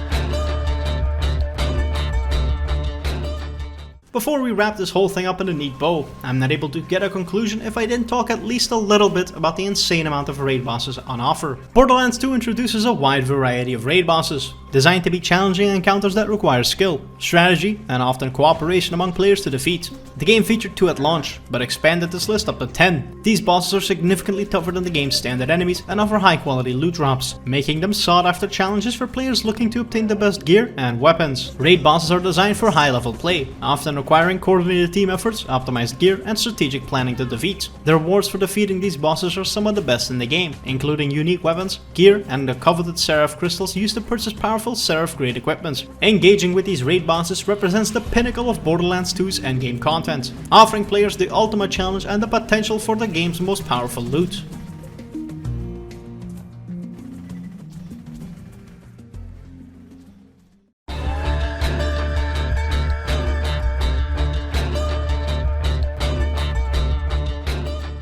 The impact and legacy of Borderlands 2 within the gaming industry and among its community cannot be overstated. Released in 2012, the game not only built upon the successes of its predecessor, but also set new standards for the looter-shooter genre, blending engaging gameplay, a unique visual style, and compelling storytelling in a way that was both innovative and immensely enjoyable. Its influence is evident across numerous aspects of game design, community engagement, and storytelling in video games. It refined the looter-shooter formula by offering a vast array of guns, a deep and rewarding loot system, and satisfying shooting mechanics, all of which were enveloped in an expansive and immersive world. It demonstrated that a game could successfully combine the excitement of first-person shooting with the depth of RPG mechanics, setting a benchmark for future titles in the genre. Games like Destiny, The Division, and many others all were part of their design philosophy to the groundwork laid by Borderlands 2. The game's unique cel-shaded graphics have left a lasting impression on the industry, showcasing that distinctive art styles could not only complement but enhance gameplay and storytelling. This artistic choice has inspired developers to explore various visual styles, proving that games do not need to chase photorealism to be visually appealing or successful. Borderlands 2 elevated video game storytelling, especially within action-focused games.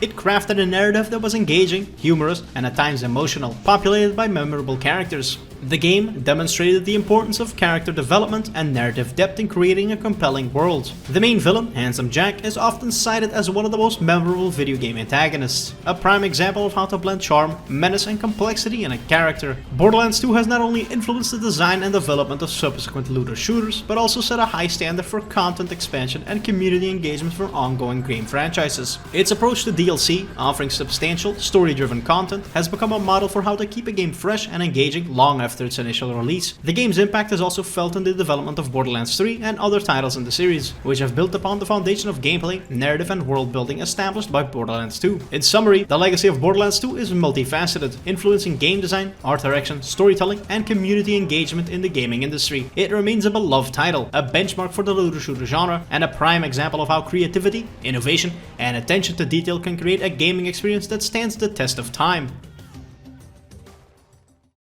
9 vault keys out of 10. I'd have given it a 10 if the Hammerlock DLC didn't exist. The pre-sequel. Released in 2014 and firmly sandwiched between the series' second and third game, this curious little entry in the franchise was the metaphorical middle child trying to stand out in a family full of overachievers. Developed by 2K Australia and Gearbox Software, the game takes players to Pandora's moon, Elpis, and gave us floating bandits, low gravity, and more Australian accents than I thought possible in a single game. At first glance, the pre-sequel might seem like a filler episode in the Borderlands saga. The marketing wasn't as flashy, the setting felt a bit niche, and let's be honest, who really asked for a prequel centered on Handsome Jack? And yet, what it lacked in bombast, it made up with unique charm, gameplay tweaks, and an overabundance of Aussie humor. It wasn't just trying to stand out in the shadow of its sibling, it wanted to carve out its own identity. For fans of the series, the pre-sequel is a love letter to the franchise's chaotic, loot-filled world, but with a twist. It dares to experiment with new mechanics like low gravity and oxygen management, while diving deeper into the lore of one of gaming's most iconic villains. For newcomers, it's a great way to learn how to survive in a wasteland, where every creator either hides a rare weapon or a psychopathic bandit with a death wish. So, grab your oxygen kit and join me as I double jump my way through this retrospective. It's time to revisit a game that may not have shot for the stars, but still managed to land on the moon, quite literally.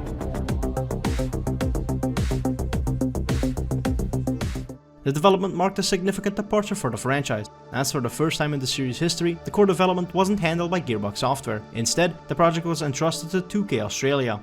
This decision brought fresh talent and a distinctive Aussie flair to the series, infusing it with new humor, cultural nods, and an irreverent energy that differentiated it from its predecessors. Set on Pandora's moon, Elpis, the choice of setting was both a creative risk and an opportunity to experiment with new mechanics. The moon allowed for low-gravity gameplay and the introduction of oxygen management systems, two features that became central to the game's identity. These mechanics not only changed up the gameplay, but also tied into the narrative, creating a cohesive world-building experience. The decision to include low gravity led to numerous gameplay innovations, including floaty jumps, extended traversal opportunities, and of course, the infamous butt slam. 2K also used the project to explore Handsome Jack's backstory, delving into the character's transformation from an ambitious Hyperion employee to the ruthless, charismatic villain of Borderlands 2. The narrative required a delicate balance, needing to appeal to both longtime fans who had played the previous entries, but also be accessible to newcomers who'd have little to no knowledge of the universe. By framing the game's events as a prequel, the development team could simultaneously expand the lore and reimagine similar events of the Borderlands universe. But despite its innovative elements, The development wasn't without its challenges. Many fans questioned whether the game justified its status as a full-price release, with some perceiving it as an extended DLC rather than a standalone title. The game's scope and duration, while substantial, led to debates about its place in the franchise. Moreover, a handoff to 2K Australia meant managing expectations and ensuring that the series' signature tone and mechanics were faithfully preserved. Ultimately, the pre-sequel represents an ambitious experiment in the franchise, a game that embraced innovation, while navigating the challenges of living in the shadow of its predecessor. While it may not have reached the same critical heights, did it succeed in keeping the Borderlands spirit.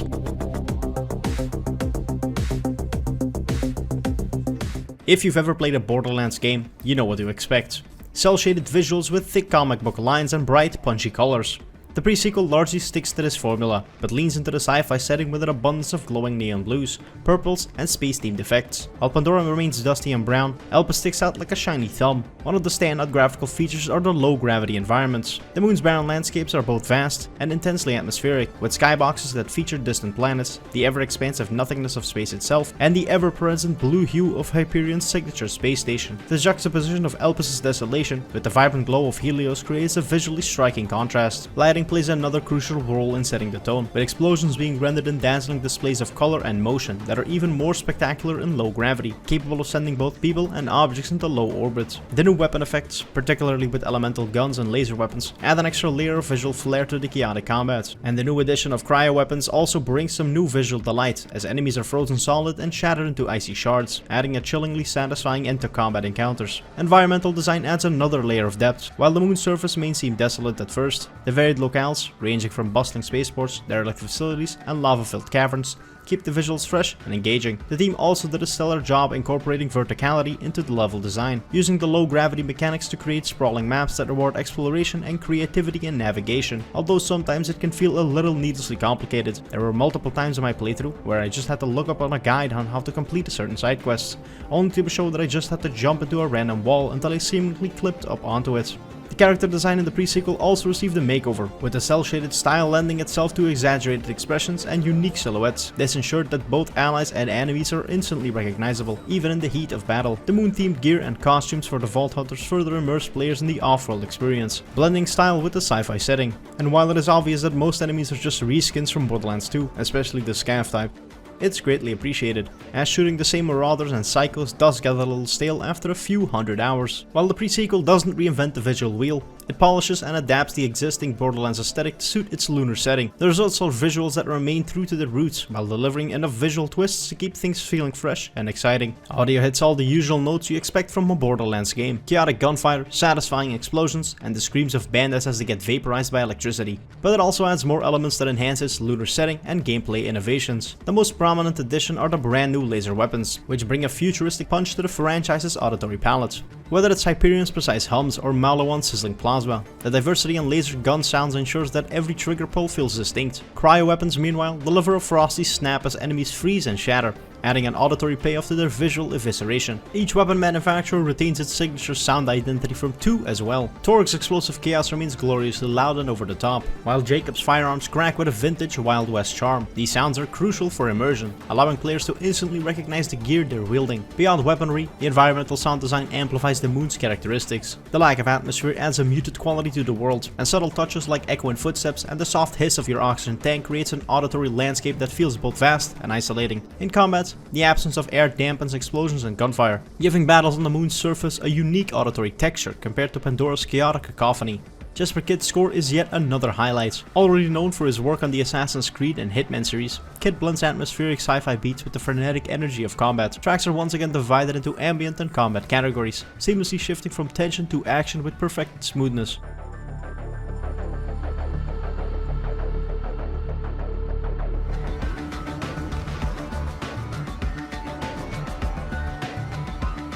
And lastly, there's Claptrap.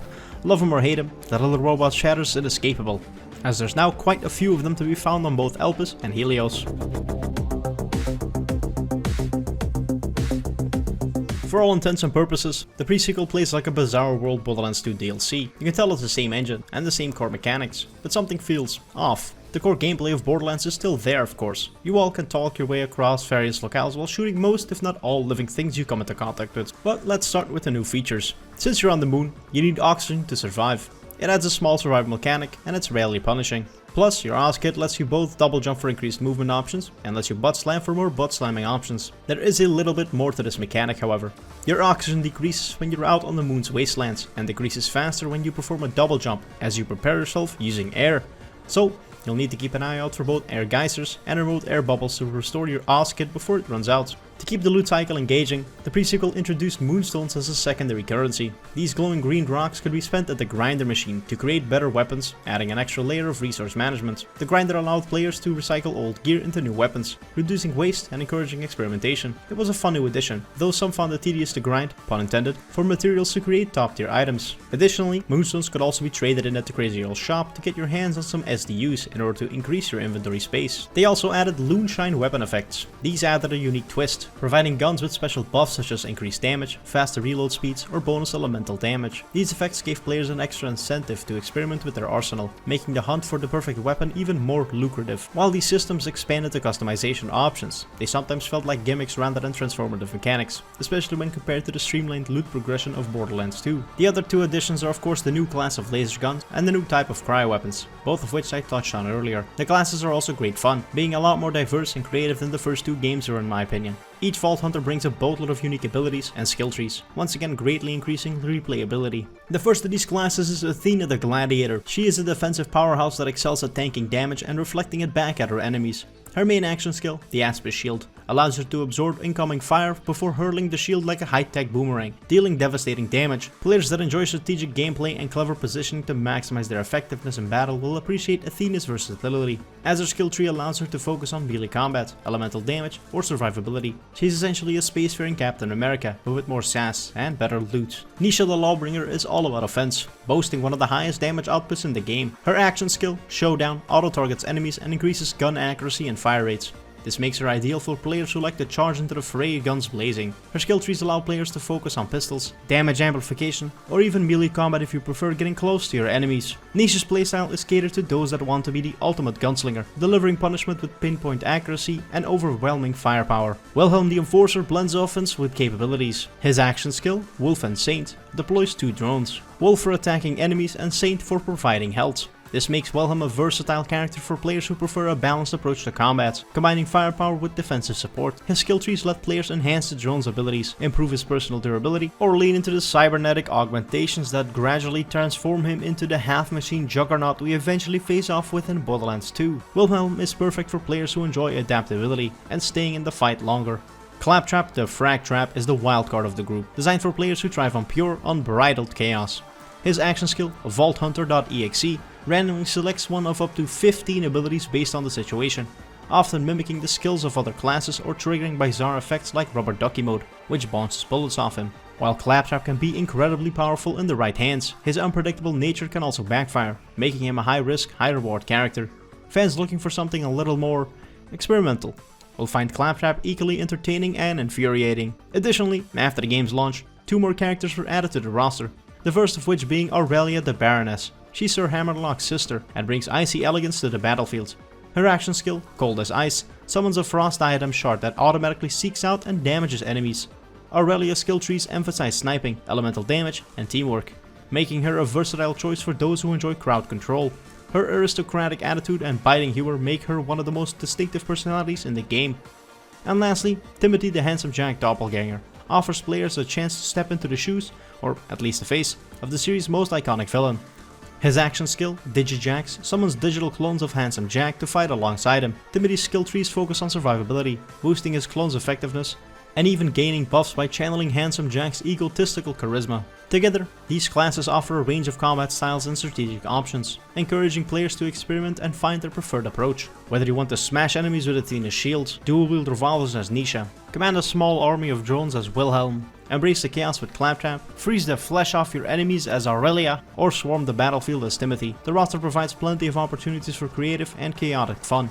Sadly, the pre-sequel side quests leave much to be desired, unlike the creative and varied side missions of Borderlands 2, which delivered unexpected adventures, memorable characters, and even the occasional laugh. The side content here often feels like uninspired padding. Most quests boil down to collecting a thing or killing a guy, and occasionally a combination of both, offering very little in terms of engaging narratives or creative gameplay twists. Shoot this guy in the face, Bad Hair Day, Slap Happy, the one where Handsome Jack dares you to go to infinite sleep, Arms Dealing, the Clan War side quests, and lest I forget, Claptrap's Birthday Bash are all memorable quests that have stuck with me since I played them for the first time all those years ago. While there's a few standout missions, Hothead and Fresh Air made me crack up in particular when I encountered them for the first time.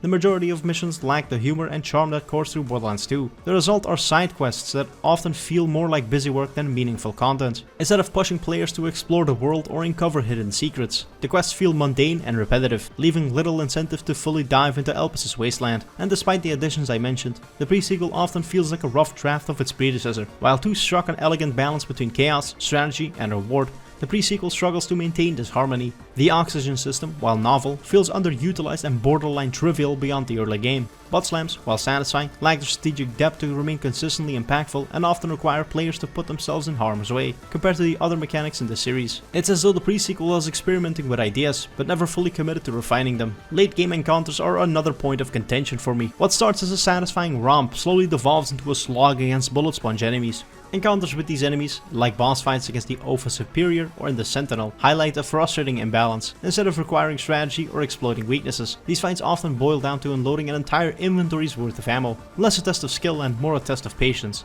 In comparison, Borderlands 2's boss fights felt more dynamic, with mechanics that rewarded creativity and teamwork. In the pre-sequel, the bullet sponge design sapped so much fun out of these climactic moments, leaving me more annoyed than exhilarated. I even tried mitigating it by using the infamous golden keys in order to get gear that was set to my exact level. However, anytime I redeemed the code and loaded it into the game, the keys I just redeemed had already vanished into the void. Thanks, Randy. While early to mid-game progression felt rewarding, late game difficulty spikes often felt arbitrary, especially in a solo playthrough. Without top tier loot, I often felt I'd have to go grind to even stand a chance. This completely derails the pacing and momentum of the story, making the final acts feel less like a culmination of skills and more like a tedious obstacle course. Additionally, the game crashed on me multiple times, which is the first time any Borderlands game has done so, only heightening my own frustration, of course.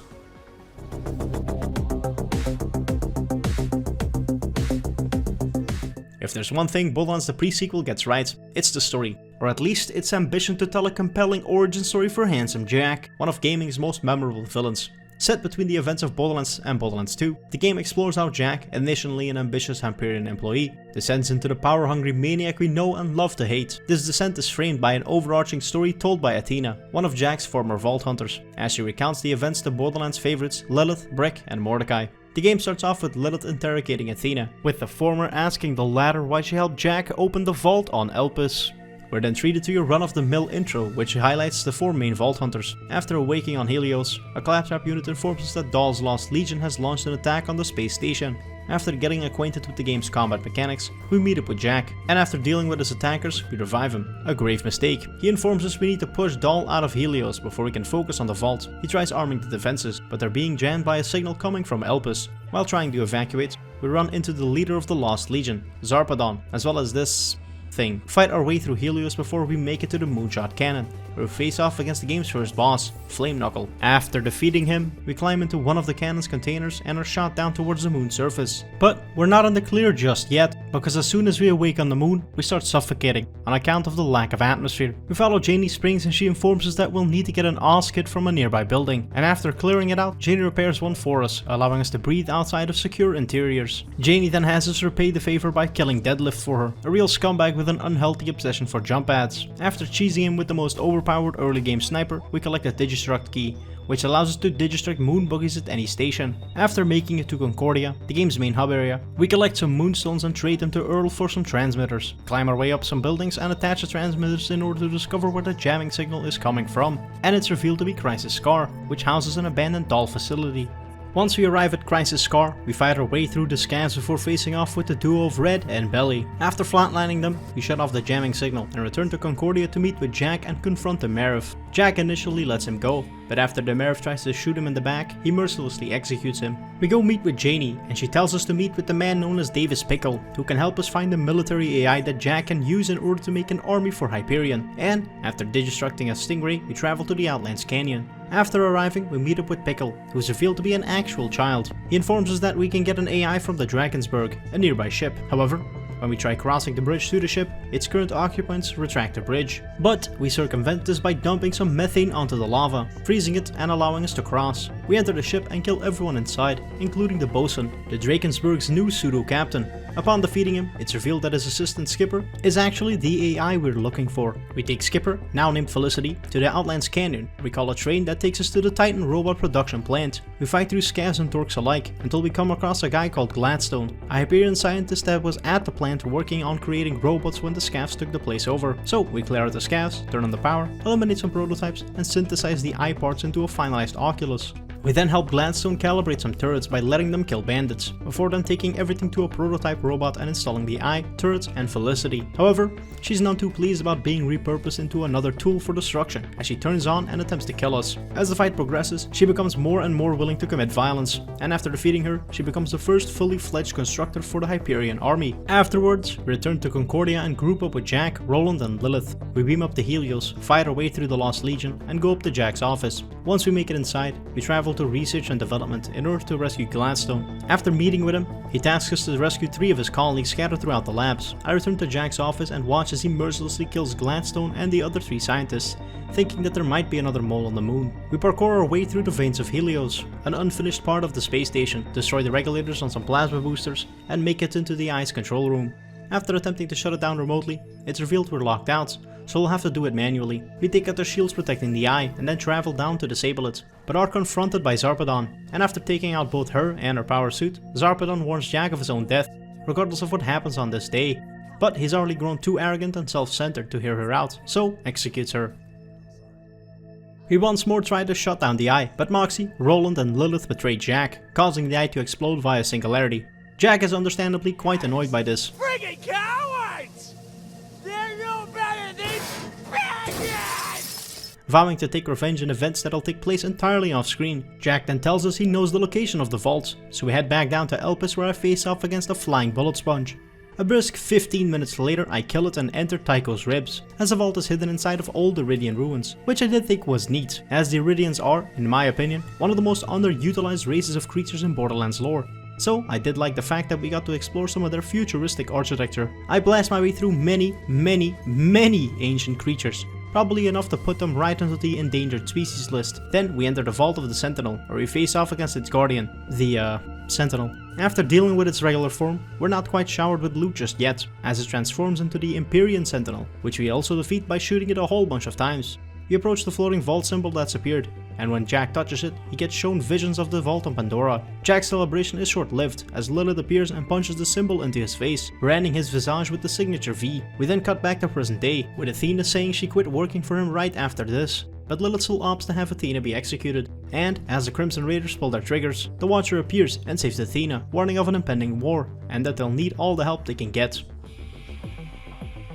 The narrative structure is definitely interesting, using Athena's retelling as a way to contextualize the events on Elpis. The storytelling approach creates a sense of inevitability, as players already know Jack's ultimate fate, but are drawn to see the hows and whys unfold. Jack's transformation isn't a sudden snap, but rather a gradual shift as his ideals clash with his actions. Watching him transition from an anti-hero willing to make tough choices for the greater good, to the egotistical, ruthless tyrant of Borderlands 2 is both fascinating and unsettling. The game introduces several new, memorable characters who flesh out Jack's story. Janie Springs, the resourceful and delightfully flirtatious mechanic, brings humor and heart to the desolate moon. Pickle, the scrappy orphan with a Cockney accent, offers a mix of charm and annoyance, but mostly annoyance. Meanwhile, Zarpedon, the enigmatic antagonist leading the Lost Legion, provides a solid foil to Jack's rise to power. Zarpedon's motivation, protecting Elpis from Hyperion's exploitation and stopping Jack from finding the vault there, add layers of moral complexity, making her a surprisingly sympathetic villain. But despite its strong central narrative, the game's pacing occasionally stumbles.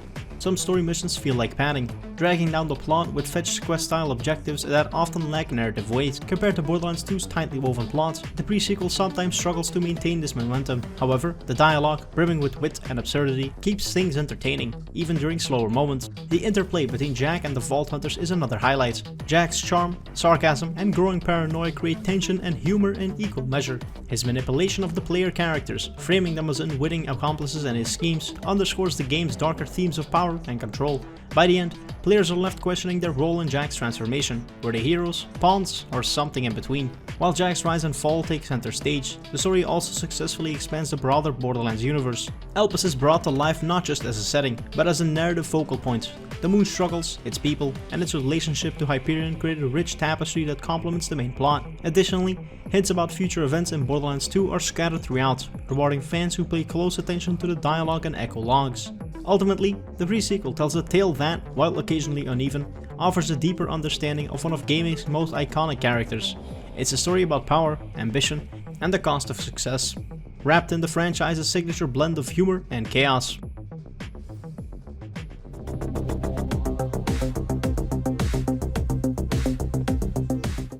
Borderlands the pre-sequel received two major expansions that aim to expand its universe and gameplay offerings, Holodeck Onslaught and Claptastic Voyage. While they brought additional content and new challenges, their impact on the overall game experience varied significantly. The Holodeck Onslaught is essentially a wave-based arena mode, offering players a combat-focused experience without much story or exploration. It challenges players to survive increasingly difficult waves of enemies, testing your skill, weapon loadouts, and cooperative strategies. While the mode delivers some high-octane action for those that love combat, it lacks the narrative depth and humor that makes Borderlands games memorable. Critics and fans alike found it underwhelming, often describing it as repetitive and lacking the creative spark found in earlier Borderlands expansions, especially after coming off the highs that Borderlands 2 delivered. For players looking for loot and combat practice, it serves its purpose, but for those expecting more storytelling or character development, it falls short. Its other main DLC, Claptastic Voyage, is however widely regarded as a standout expansion in the franchise. It dives into the bizarre and chaotic mind of Claptrap, taking players on a surreal journey filled with humor, glitches, and existential dread. The story explores Claptrap's memories and insecurities, blending clever writing with unique level design to deliver an experience that feels distinct and memorable. The expansion introduces new gameplay mechanics, including computer software-based enemies and glitch-based weaponry, adding variety to the combat.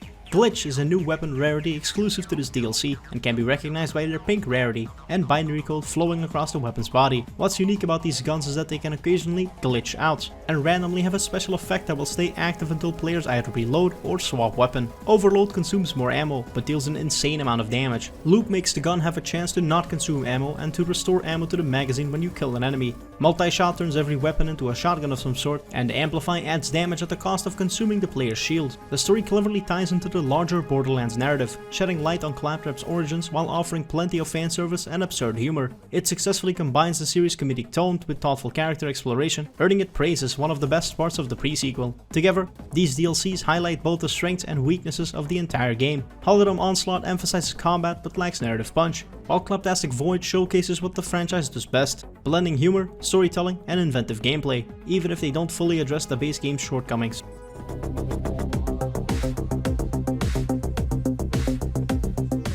When the pre-sequel released in 2014, it arrived to a mix of excitement and skepticism. Critics and fans alike were eager to dive back in the universe, but there was also an underlying question: did this game truly justify its place as a full-priced standalone title? Reviews for the pre-sequel were largely favorable, but noticeably lukewarm compared to the rave reviews that Borderlands 2 received. The game earned praise for its fresh mechanics, particularly the low-gravity gameplay, and the addition of cryo and laser weapons, which introduced new strategies to combat. The humor, emboldened by the unmistakable Aussie charm brought by 2K Australia, was another highlight, with many applauding its irreverent tone and memorable characters, Janie Springs in particular. However, the game wasn't without its flaws. Critics pointed to its uneven pacing, a narrative that, while ambitious, occasionally faltered under the weight of its own scope. The decision to frame the story as a prequel meant players already knew the ultimate fate of key characters, which somewhat dulled the narrative tension. I mean, damn, by this point we know half of the playable characters meet their end at the hands of future playable characters. Additionally, late game boss fights were widely criticized for their bullet sponge-esque design, a stark contrast to the more dynamic encounters in Borderlands 2. Among players, reception was similarly split. Longtime fans appreciated the deeper dive into handsome Jack's backstory and the opportunity to explore an entirely new setting. However, many felt that the pre-sequel ended up playing it too safe, failing to innovate enough beyond what its predecessor had already perfected. The comparisons to Borderlands 2 were unavoidable, and for some, the pre-sequel felt like an extended DLC rather than a true sequel, or prequel. Over time, the pre-sequel has carved out a niche within the Borderlands community. While it never reached the same iconic status as Borderlands 2, it remains a beloved entry for those that appreciated its unique setting. The game's focus on Jack's origin story added valuable depth to the overarching lore, and its gameplay mechanics, particularly the low-gravity combat and cryo weapons, have influenced discussions about what worked and what didn't in the franchise's evolution. The game's legacy is also tied to its role as a bridge between the second and third entries. For better or worse, it expanded the universe and set the stage for future entries, even if it didn't quite achieve the same level of polish or acclaim as its peers. It stands as a testament to the franchise's willingness to experiment, even if those experiments didn't always land perfectly or reach their full potential. Borderlands, a pre-sequel, is remembered as a respectable entry in the series. Its charm, humor, and innovative ideas ensure its place in the Borderlands pantheon, even if it will forever live in the shadow of its predecessor.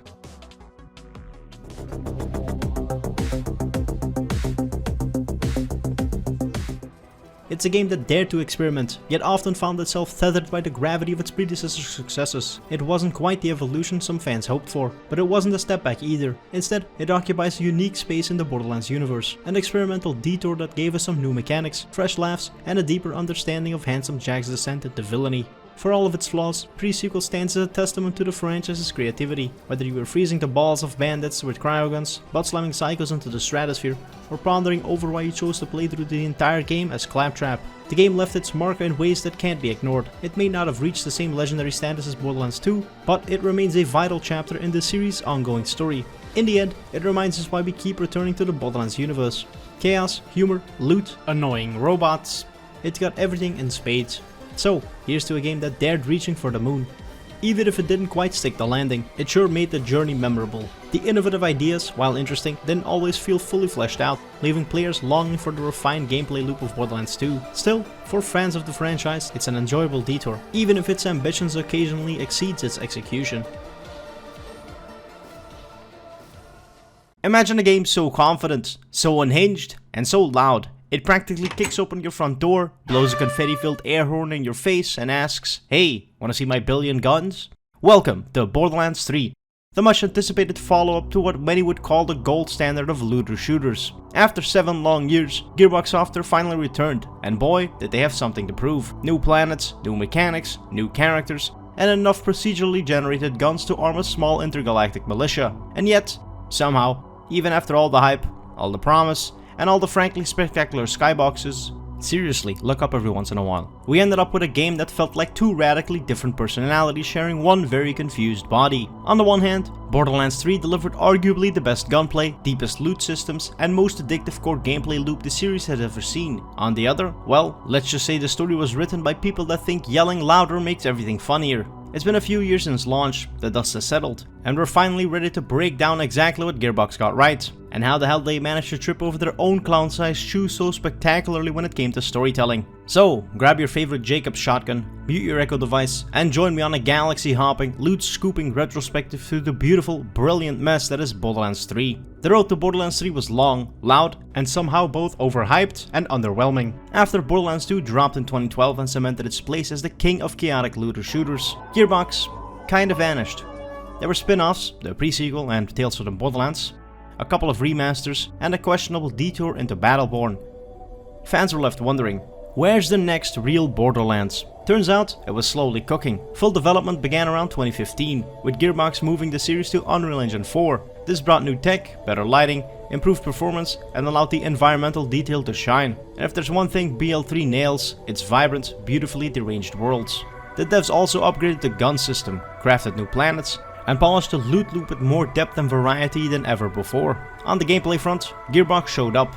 Movement was tighter, gunplay more refined, and the new character classes brought unmatched versatility. Internally, bold design choices promised a triumphant, genre-dominating return. And then came the writing.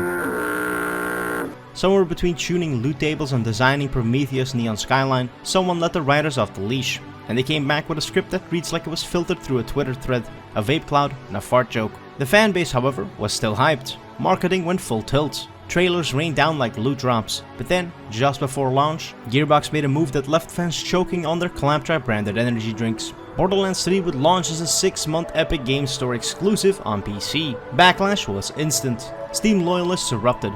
Boycotts and refund threads flooded social media. Gearbox claimed it was just business. Fans called it a betrayal. The chaos, in a twisted way, was very on brand. The exclusivity deal didn't kill the game, but it did stain the launch window with a coat of PR sludge that could have been avoided. What should have been a universal victory lap turned into another example of corporate greed getting in the way of fun. But once the dust and the Steam release date finally settled, Borderlands 3 was out. And then the big question shifted from when was it coming to was it worth the wait? Ask anyone what makes Borderlands visually iconic, and the answer's obvious: cell shading. The series leans into its comic book aesthetic with bold outlines, flashy colors, and designs that feel like Mad Max met Saturday morning cartoons. Borderlands 3 doesn't reinvent that wheel, it just adds fresh, spiky rims and slaps neon lights on the undercarriage. Thanks to Unreal Engine 4, this is the best looking Borderlands to date.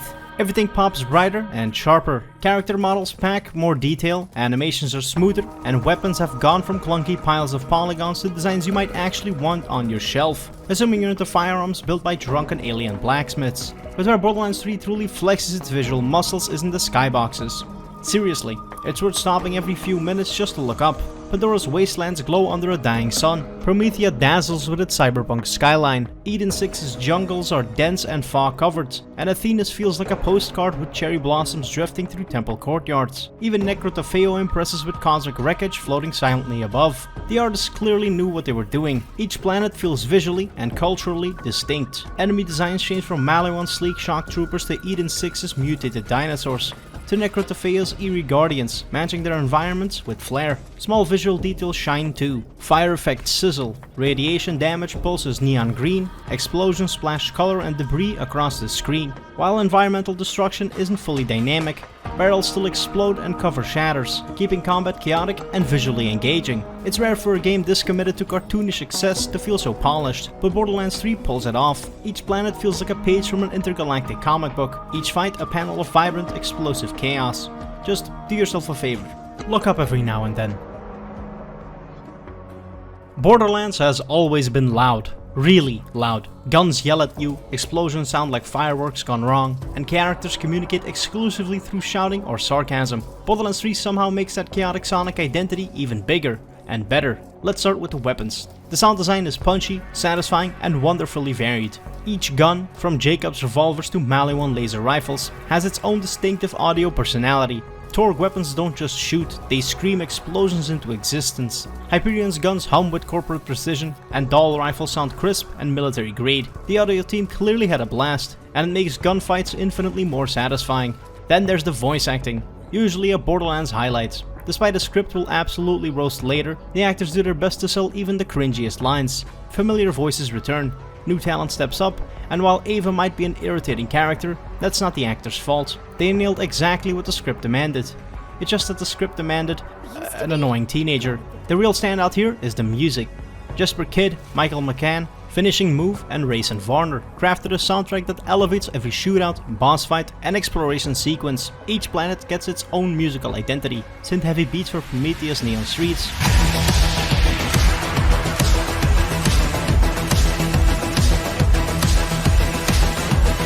earthy rhythms for Eden 6's swamps,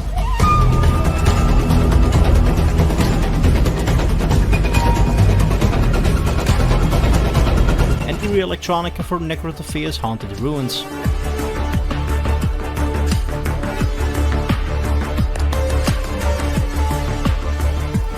Highlights include the adrenaline-pumping Neon Arterial,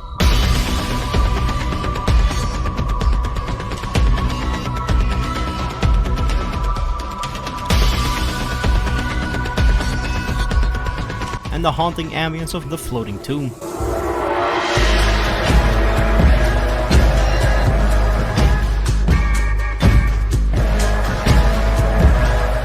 Even the theme for the game's main hub, Sanctuary 3, serves as the perfect unwinder before jumping headfirst back into the chaos. The soundtrack never fades into the background, propels the action, enhances tension, and punctuates each victory. Simply put, Borderlands 3's audio is top-notch. Sure, the dialogue might make you want to mute your speakers occasionally, but every bullet fired, grenade exploded, and vault monster slain is a symphony of chaos worth savoring. When the writing falters, the sound design and music pick up the slack. Now if only they'd recorded fewer lines for Ava. Borderlands is, at its core, a looter shooter. And Borderlands 3 doubles down on both sides of that equation. The gunplay is fast, kinetic, and polished, easily the tightest the series had ever felt. New movement options like mantling and sliding make combat more fluid, while firefights push players to reposition constantly, counter varied enemy resistances, and manage their loadouts in real time. At its best, the game hits a flow state of non-stop action, reward, and adaptation. Structurally, it follows the familiar loop. Complete missions, kill enemies, grab loot, level up, spend skill points, repeat. but the pacing has been refined. Loot drops are more frequent, rare items are easier to spot, and boss fights are far more generous. Gearbox doesn't reinvent this formula. It just trims the fat and smooths out the friction points that once dragged it down. The galaxy-spanning maps are large and layered, with paths for vehicles, vertical exploration, and plenty of tucked-away secrets. While story missions remain relatively linear, the game encourages return visits for side quests, challenges, and loot hunting. Fast travel has been a welcome upgrade, letting you warp directly to discovered spawn points, even from other planets, cutting down on tedious backtracking. Sanctuary 3 acts as your hub between planets, and unlike past hubs, it's one you'll revisit often. It houses quest givers, vendors, the lost loot machine, room customization, and functions as a breather between major beats. It's also where the game's upgraded systems come together, giving you space to respec, re-equip, and regroup. Mechanical feedback is where Borderlands 3 really shines. Guns feel punchy, elemental effects are loud and satisfying, and enemy behavior is better telegraphed than ever. Status effects like cryo and radiation have clear visual tells, making crowd control easier to manage. Even when the riding stumbles, the core combat rarely does. That said, pacing stutters in the late game, as health pools swell and mayhem modifiers stack, and counters lean more into bullet sponge territory. Some builds start to feel mandatory, especially in endgame content, and not every class scales equally without specific gear or synergies. Borderlands 3 features 4 playable Vault Hunters, each more flexible and mechanically refined than any before. While the game's tone struggles with maturity, its class design is arguably Gearbox's most polished to date. Each character offers distinct skill trees, multiple action skills, and build paths that encourage experimentation without punishing off meta choices. Amara, the Siren, is a brawler mage hybrid. Her astral projection skills hit hard and feel responsive, making her ideal for close range combat and crowd control. Whether you lean into elemental stacking or raw brute force, Amara's synergy with elemental weapons makes her a powerful force. Still, her late game performance tends to rely on repetitive status effect loops. Flag, the Beastmaster, brings pets into the spotlight with a playstyle focused on crits, stealth, and ranged precision. His fadeaway ability is a standout, especially when paired with high damage sniper builds. While flexible, Flag's biggest drawback is pet AI, still inconsistent and occasionally ineffective in chaotic encounters, and always in the fucking way of any conversations. Mose, the Gunner, is built for destruction. Her mech, Iron Bear, can dish out massive damage and absorb punishment, making her a tanky powerhouse. She excels with splash damage and ammo regen builds, offering a traditional but satisfying rhythm. However, Iron Bear's viability fluctuates depending on build and mayhem level, and some skill trees feel more limited than others. Lastly, Zane, the Operative, is the most technical pick. He can equip 2 action skills at once, trading grenades for utility. His builds revolve around clones, drones, and speed, rewarding strategic placement and timing. Zane has the highest skill ceiling of the 4, but his complexity may turn off players seeking a simpler DPS path.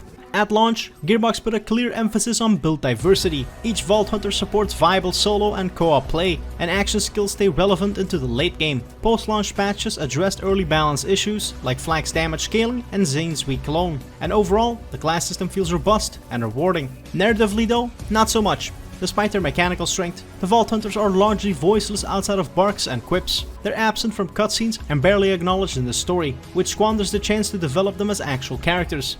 It's a missed opportunity, but as playable tools of mayhem, they're damn effective.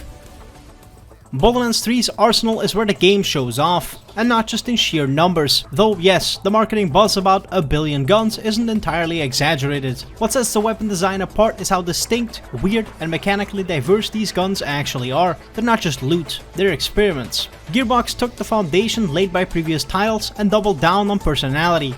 A Jacobs revolver feels nothing like a Malo and plasma rifle, and a TD or SMG isn't just something you reload, it's something you throw like a tantrum, only to watch it turn into a bouncing turret or flying bomb mid-combat. Each manufacturer brings its own identity to the table, and this time, those identities are more refined than ever. Jacob's guns reward precision, with critical hits that ricochet into nearby enemies. Malawan emphasizes elemental versatility, often requiring a short charge up in exchange for high status effect chances. TDR weapons continue their classic throw to reload gimmick, now adding bizarre behaviors depending on model. Some grow legs, others explode in different elemental blasts. Torgal's all in on splash damage, letting players tag enemies with sticky explosives and detonate them at will. Dahl maintains its military grade approach with switchable fire modes, offering tactical control over fire rate and handling. Hyperion weapons stabilize as you shoot, with many featuring front-facing shields, promoting defensive, hold your ground playstyles.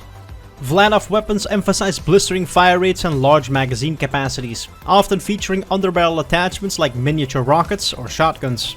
Two newer additions round things out. Atlas, returning from the original Borderlands, uses tracking darts and small bullets to lock onto targets and maintain consistent pressure. And COV, replacing Bandit, abandons reloading entirely in favor of an overheat system. The former feels like a cheat code in crowd control scenarios, while the latter leans into chaotic sustained output at the cost of precision. Layered atop all of this is the elemental system: fire, shock, corrosive, cryo, and radiation. Each element has a clear role. Fire burns health, shock tears through shields, corrosive eats armor, cryo slows and freezes, and radiation causes chain reactions among clustered enemies. Combined with build-specific perks and bonuses, the element system turns your loadout into a toolkit, and choosing the right one matters more than ever, especially at higher mayhem levels. Guns feel good too. There's a real weight to the shooting.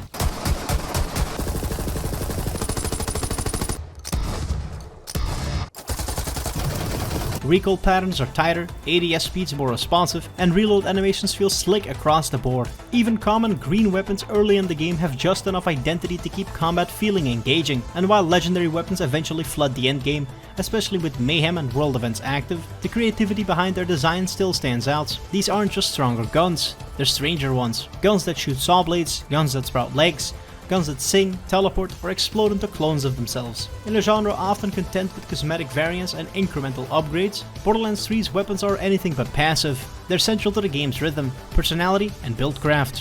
Whether you're chasing synergy with your skill tree, or just want to see what weirdness the next chest contains, the gunplay remains the most consistently satisfying part of the Borderlands formula, and this entry executes on that vision better than any before it.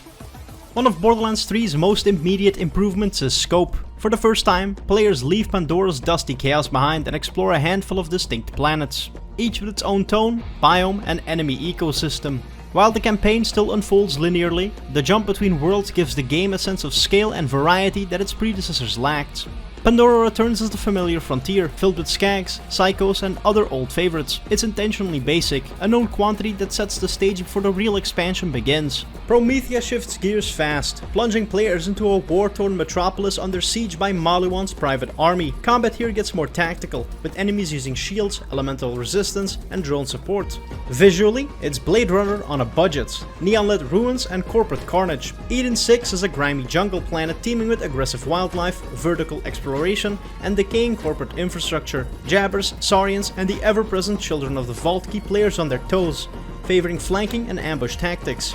Then there's Atenas, and while we only spend an hour here during the main story, it's in my opinion one of the most memorable locations due to how unique it looks. It's also where we first run into the writing disaster that is Ava, but more on that later. And finally, Necrotafeo delivers on the long-teased mystery of the Iridians. It's fragmented, alien, and loaded with cryptic architecture. The Guardians here behave more like combat puzzles than basic enemies, though their limited variety wears thin during extended firefights. Enemy variety also sees a noticeable step up from previous entries, which often relied on recycled models and stat swap bandits. In Borderlands 3, enemy design feels more deliberate. Maluwan units bring coordinated tactics, elemental shielding, and drone backup to the fight. The wildlife on Eden 6 fights with chaotic aggression and high mobility, forcing players to adapt positioning constantly.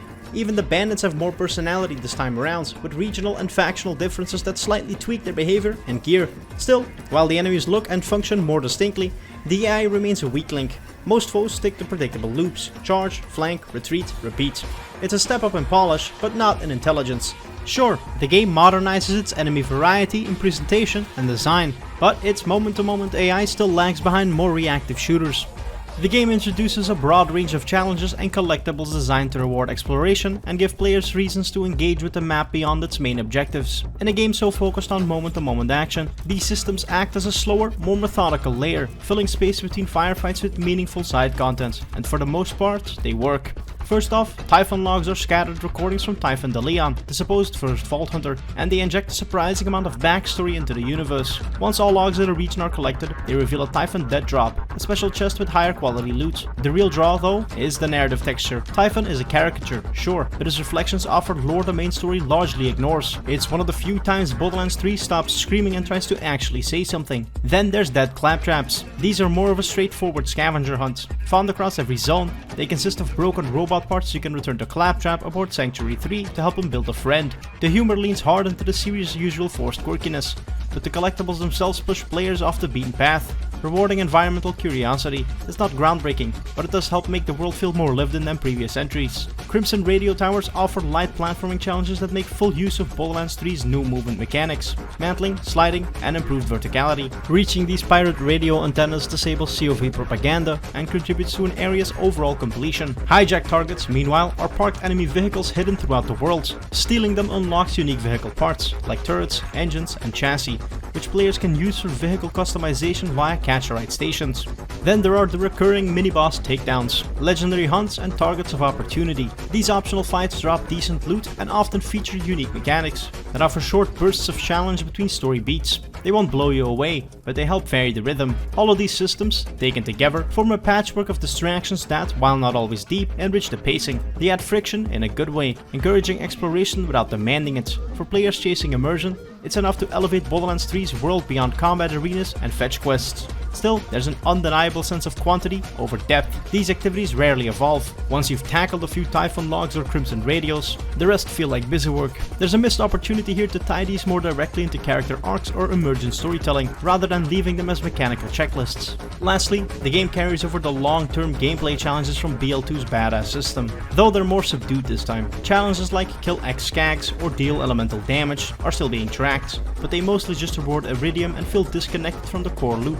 They exist to encourage varied playstyles, but they're presented as background noise rather than an integral part of progression. Iridium is also no longer needed to buy storage deck upgrades. They've instead been repurposed to be spent at Crazy's shop for cosmetic unlocks. The game introduces a handful of quiet but meaningful additions to its core formula. Nothing game-changing, but smart quality of life tweaks that polish the edges and streamline play. Chief among them is the Lost Loot Machine. Tucked away aboard Sanctuary 3, it solves a long-standing gripe. Watching a legendary item vanish through geometry or get lost in the particle chaos of a boss fight. Now, high-rarity loot you miss is automatically recovered and stored. It's a small change, but a player-friendly one that eases frustration, especially on higher difficulties where loot is overabundant. Another under-the-hood improvement is the loyalty reward system. As you use weapons from a specific manufacturer, you'll occasionally get gear in the mail tied to that preference. The game doesn't make a big deal out of it, but that subtle reinforcement gives the loop a bit more direction without hand-holding. As mentioned earlier, vehicle customization also gets a boost. Instead of a handful of fixed options, you can now unlock vehicle parts by hijacking enemy rides and scanning them at catch-a-ride stations. It's still a lightweight feature. Vehicles aren't a major focus, but being able to tweak your ride's weapons, wheels, and gadgets adds welcome variety, especially in early game exploration where you're not fast traveling everywhere yet. On the traversal side, mantling and sliding are low-key improvements that punch above their weight. They modernize movement, make platforming less clunky, and tie directly into world challenges like the Crimson Radio. It's not reinventing the wheel, but it does bring Borderlands a little closer to contemporary shooter standards in terms of flowability. Individually, none of these systems redefine Borderlands 3, but collectively, they reflect a smarter, more player-conscious design approach. Gearbox clearly took notes from past games and patched over some of the genre's small but persistent annoyances. These additions don't demand attention, but you'd notice their absence if they weren't there. And that, in a series this chaotic, is a quiet win worth acknowledging. Borderlands 3 picks up some years after the events of Borderlands 2, in a galaxy still recovering from the chaos unleashed by Handsome Jack and the opening of the Vault on Pandora. The game opens with a familiar premise. You are a newly recruited Vault Hunter, arriving on Pandora to join the Crimson Raiders, led by returning characters like Lilith, Tannis, and Ellie. Your mission is, unsurprisingly, to beat the bad guys to a vault and secure its power. The new antagonists this time around are the Calypso twins, Tyreen and Troy, twin siblings who lead the Children of the Vault, a cult of weaponized bandits worshipping the vaults as religious artifacts and the twins as demigods. Tyreen is a siren who drains power from others, while Troy, her parasitic twin, shares that power through an undefined and vaguely explained link. Their goal is to unlock as many vaults as possible, absorb their power, and transcend to godhood. After a short prologue on Pandora, the narrative expands to multiple planets: Promethea, Athenas, Eden 6, and eventually Necrotafeo, each holding clues or keys to the location of the Great Vault. The Crimson Raiders set up shop aboard Sanctuary 3, a spaceship that acts as your central hub, ferrying you from one crisis to the next. The journey takes you through war-torn corporate conflicts, cultist invasions, and Vault Guardian awakenings, all loosely tied together by the overarching race against the Calypsos. Along the way, several familiar faces return. Claptrap is still here, and still insufferable. Tannis remains the scientific wildcard. Moxie and Marcus play their support roles, but Zed is absolutely nowhere to be found. Maya, Brick, Mordecai, and Tiny Tina show up. The only one gets a meaningful arc, and even that ends abruptly. Some new characters are introduced as well, most notably Ava, a young siren apprentice under Maya, who becomes increasingly central as the plot unfolds. unfolds. The central drama hinges on a series of power shifts. The Calypso succeed in killing key characters and draining power from various vault monsters, gradually increasing their influence across the galaxy. Lilith loses her siren powers early on, rendering her more of a symbolic leader, while Tannis and Ava take more active roles in deciphering Iridian technology and controlling siren energy. The player's job, as usual, is to travel to various hotspots, fight off waves of enemies, and recover pieces of Iridian tech or destroy ancient constructs to prevent the Calypsos from achieving their goal. Ultimately, everything converges on Necrotafeo, the ancient Iridian homeworld and hidey hole of Typhon de Leon. He informs us that Pandora is actually the Great Vault, and that Elpis is the key, but luckily, with our 4 vault keys, we can repower the machine that sealed away the universe-threatening beast known as the Destroyer, the very same the original crew fought at the end of the first game. In the final act, Tyreen merges with a part of the creature, becoming Tyreen the Destroyer, a final boss that must be defeated to prevent universal annihilation. After a lengthy boss fight and a few lines of wrap-up dialogue, Lilith sacrifices herself by reigniting her siren powers to stop the Elpis-sized threat once and for all. The game ends with her branding the moon with a flaming Firehawk sigil, presumed dead but mythologized as a martyr. Ava, newly empowered and now inexplicably more central than the player themselves, is put in charge of the Crimson Raiders. Credits roll, and the galaxy remains intact, though not necessarily better off.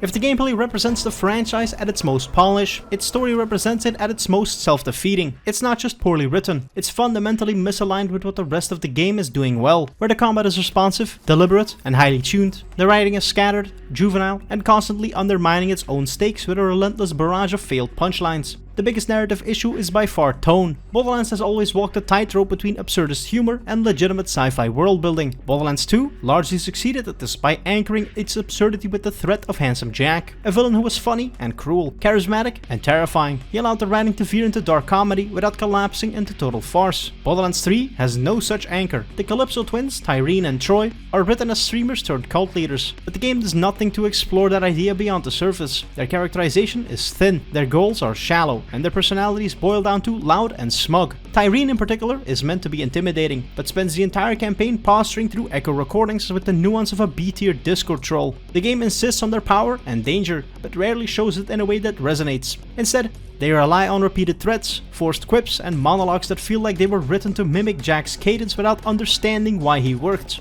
More frustrating is the game's complete mishandling of Ava, who ends up becoming the accidental centerpiece of the narrative. Introduced as Maya's apprentice, Ava is brash, impatient, and constantly angry, but never in a way that feels earned or rounded. Her presence derails key story moments, particularly Maya's death, which is used less to develop Ava's arc and more to shortcut her into plot relevance. By the end of the game, she's inexplicably leading the Crimson Raiders, despite the player, who just saved the galaxy, being treated as a background element. Her characterization is not only thin, it's grating.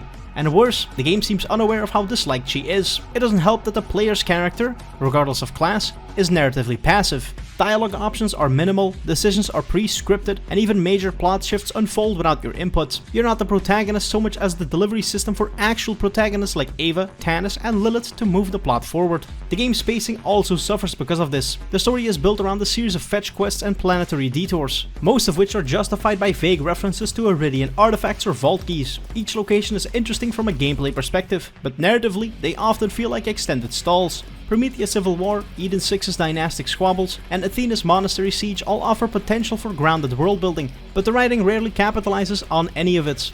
Instead, major events are undercut by constant jokes, interruptions, or tone-deaf voice lines. Deaths aren't mourned, they're glossed over. Plot twists aren't shocking, they're memed into oblivion. There's also a distinct structural disconnect between the game's themes and its presentation. The story gestures towards ideas of power, influence, cultism, and what it means to be a god in a world where everyone is armed to the teeth. But these ideas go nowhere. The Calypso's influence as cult leaders is never explored beyond throwaway lines. Vaults, once mythologized as galaxy-shaping mysteries, have been reduced to glorified boss arenas, though it is nice we finally get to set foot in one. The Iridians, the ancient civilization behind it all, get more screen time than ever before, and still feel like a footnote.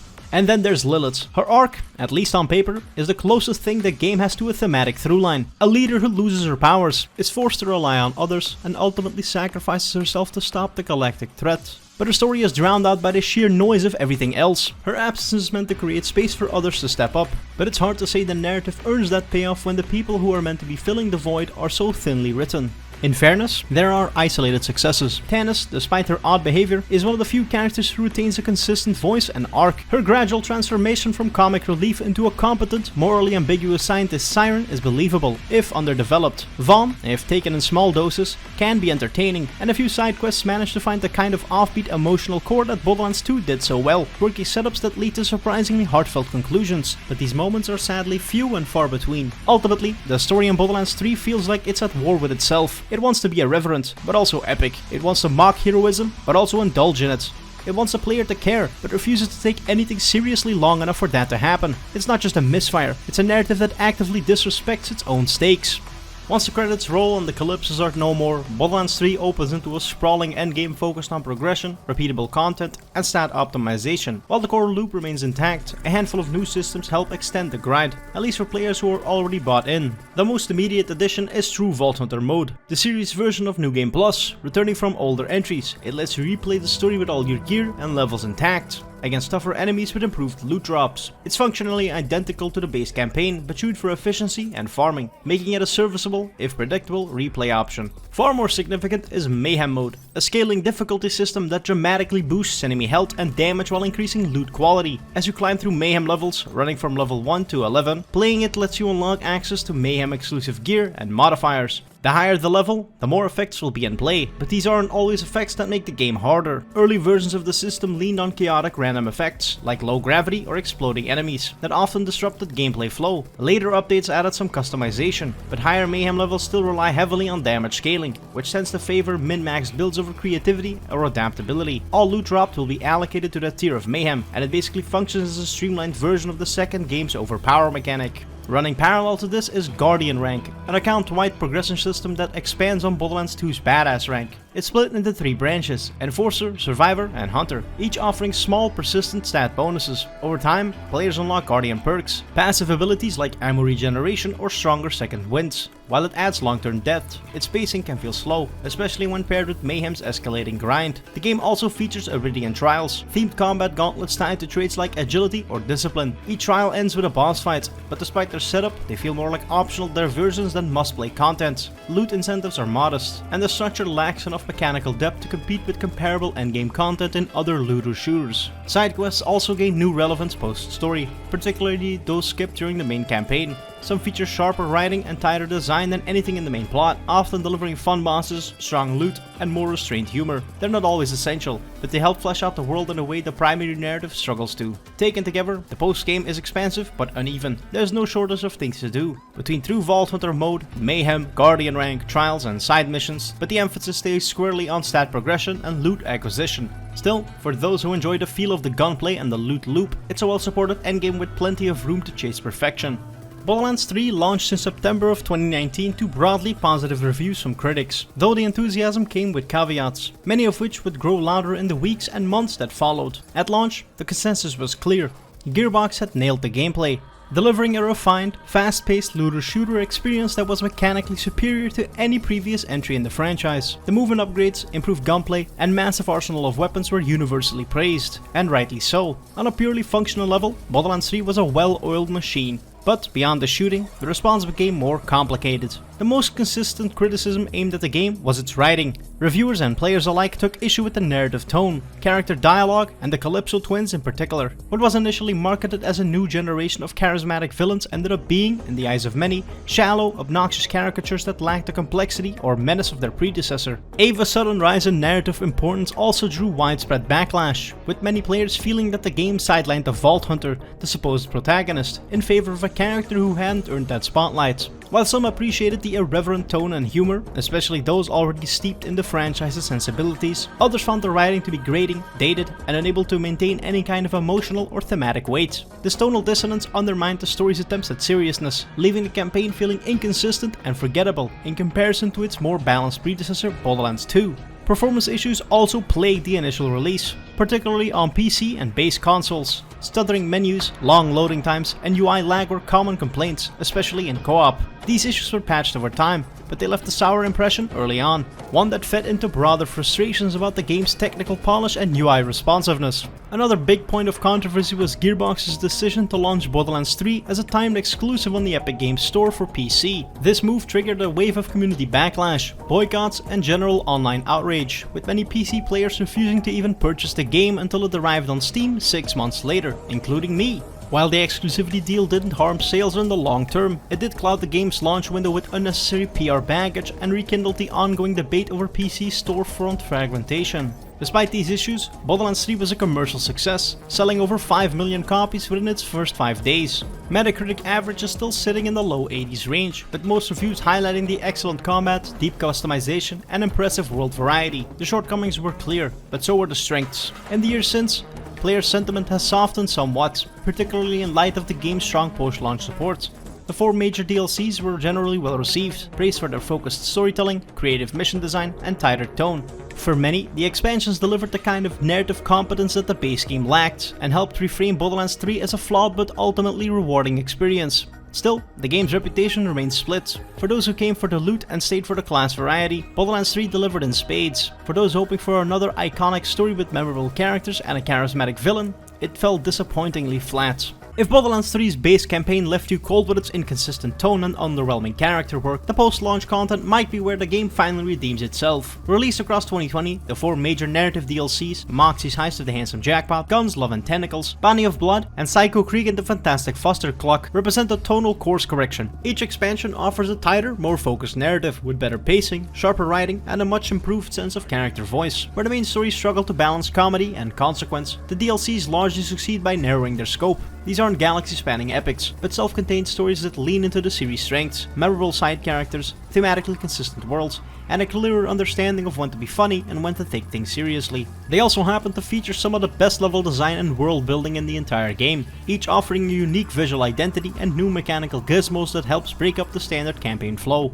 Moxie's Heist of the Handsome Jackpot is the most obvious crowd pleaser of Borderlands 3's DLC lineup, and for good reason. It taps directly into the franchise's strongest legacy, Handsome Jack, and builds an entire expansion around the aftermath of his reign. Set in a derelict space casino left running in Jack's absence, the DLC delivers a tightly constructed, thematically coherent experience that offers sharp level design, a memorable supporting cast, and a rare sense of restraint in its writing. The setup is simple. Moxie wants revenge. Specifically, she wants to take back control of the Handsome Jackpot, a floating casino resort once built by Jack using stolen funds and slave labor. It's now overrun by hostile loader bots, stranded casino patrons, and psychopathic debt slaves who've been trapped inside since Jack's death. The Vault Hunter is brought in to assemble a crew, infiltrate the facility, and help Moxie reclaim the casino's core, all while unraveling the chaos Jack left behind. It's a more focused story, and that's exactly why it works. There are no universe-ending stakes here, no forced cameos or overarching mythology to distract from moment-to-moment storytelling. What you get instead is a classic heist structure with solid pacing and a handful of well-written, tightly sketched characters.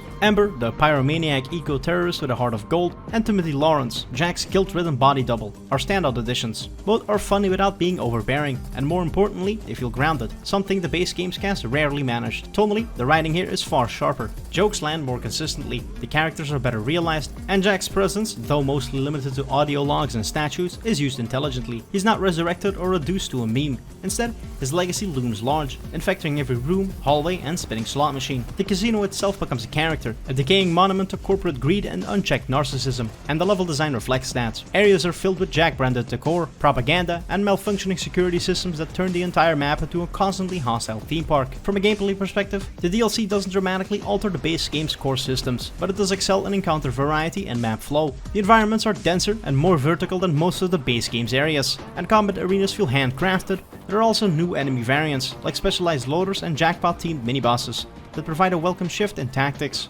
Loot-wise, Handsome Jackpot introduces a handful of new legendaries, cosmetic items, and class mods, but its main draw is the overall experience. It's not the most mechanically complex DLC, but it doesn't need to be. Its strength lies in its presentation, tone, and structure, 3 things the main campaign struggled with. Moxie's heist to the handsome jackpot feels like the developers finally remembered what made Borderlands 2's storytelling work. It's not about how loud or absurd the dialogue is, it's about giving characters clear motives, building a world around those motives, and letting the humor emerge from context rather than volume. It's a smaller story, but a better one, and it set a promising precedent for the DLCs that followed. If Moxie's heist was Borderlands 3 rediscovering structural focus, Guns, Love and Tentacles is where it rediscovers emotional tone and thematic coherence. Set during the chaotic lead up to Wainwright Jacobs and Sir Hammerlock's wedding, the DLC leans fully into cosmic horror, gothic aesthetics, and character-driven storytelling. And the result? Arguably the most narratively satisfying content in the entire game. The story brings a Vault Hunter to Xylorgus, a frigid forsaken planet haunted by an ancient Lovecraftian entity known as Githian. What should be a joyful wedding celebration quickly spirals into something more sinister when the couple's chosen venue, a mansion belonging to the occult-obsessed Olmsted family, turns out to be crawling with cultists, monsters, and eldritch corruption. The Vault Hunter is tasked with fending off an escalating horror show while helping the couple confront their own personal doubts and fears in the process. What immediately sets this DLC apart is how well it balances tone. Unlike the base game, which struggled to decide whether it wanted to be absurdist or serious, GLT commits to a gothic horror tone without losing the series' signature irreverence. The humor is dry, the stakes are personal, and the narrative pacing allows for actual character development. Wainwright slowly succumbing to the curse, Hammerlock's composed resolve, while still worrying about his partner, and the small tensions between them all are played with surprising sincerity. You care not just about stopping a cult, you care about whether these two characters will actually get married by the end of it. Supporting characters are equally strong. Gage, the returning necromancer from Borderlands 2, is repurposed here as the wedding planner, and this version of her is far more grounded than the one-note hyperactive persona she had in BL2. She brings levity, but also maturity, functioning as a stabilizing presence in a world full of literal chaos. Her robot companion Deathtrap returns as well, albeit more in function than in voice, and fans of the old dynamic will find just enough here to feel nostalgic without the game leaning too heavily into fan service. Visually, Xylorgus is a major departure from the usual Borderlands aesthetic. Snowy, wind-blasted landscapes give way to haunted forests, twisted towns, and gloomy libraries. The art direction channels clear Bloodborne and Call of Cthulhu influences, but refracted through the signature Borderlands lens, meaning there are still exploding barrels, loot chests, and shotgun-toting zealots around every corner. It works far better than it has any right to. Combat encounters are bolstered by new enemy types, including mutated wildlife, tentacled horrors, and cultists that use Githian-powered weapons and abilities. While mechanically they don't upend the formula, they do enough to shift the tactical rhythm of fights, especially when paired with more complex arena design and tighter pacing. They also feature some of the best death lines in the franchise. Maybe. Joining a crazy This is how it ends. Ow! Thematically, this is the first time Borderlands 3 feels like it understands its own world. The presence of Githian connects back to the Iridians and Vault mythology in a more meaningful way than the main campaign ever managed, and the story touches, subtly but effectively, on ideas of transformation, obsession, and what it means to commit to someone in the face of entropy. It's not subtle, but it doesn't need to be. It's sincere, stylish, and surprisingly human. From a gameplay perspective, Guns, Love and Tentacles adds a healthy spread of new loot, class mods, and cosmetics. But as with Moxie's heist, its greatest success is narrative. The writing is restrained, the characters are thoughtfully handled, and the overall presentation feels elevated. In a game often criticized for its overbearing tone, this DLC is proof that Borderlands can be funny, heartfelt, and coherent, all at the same time.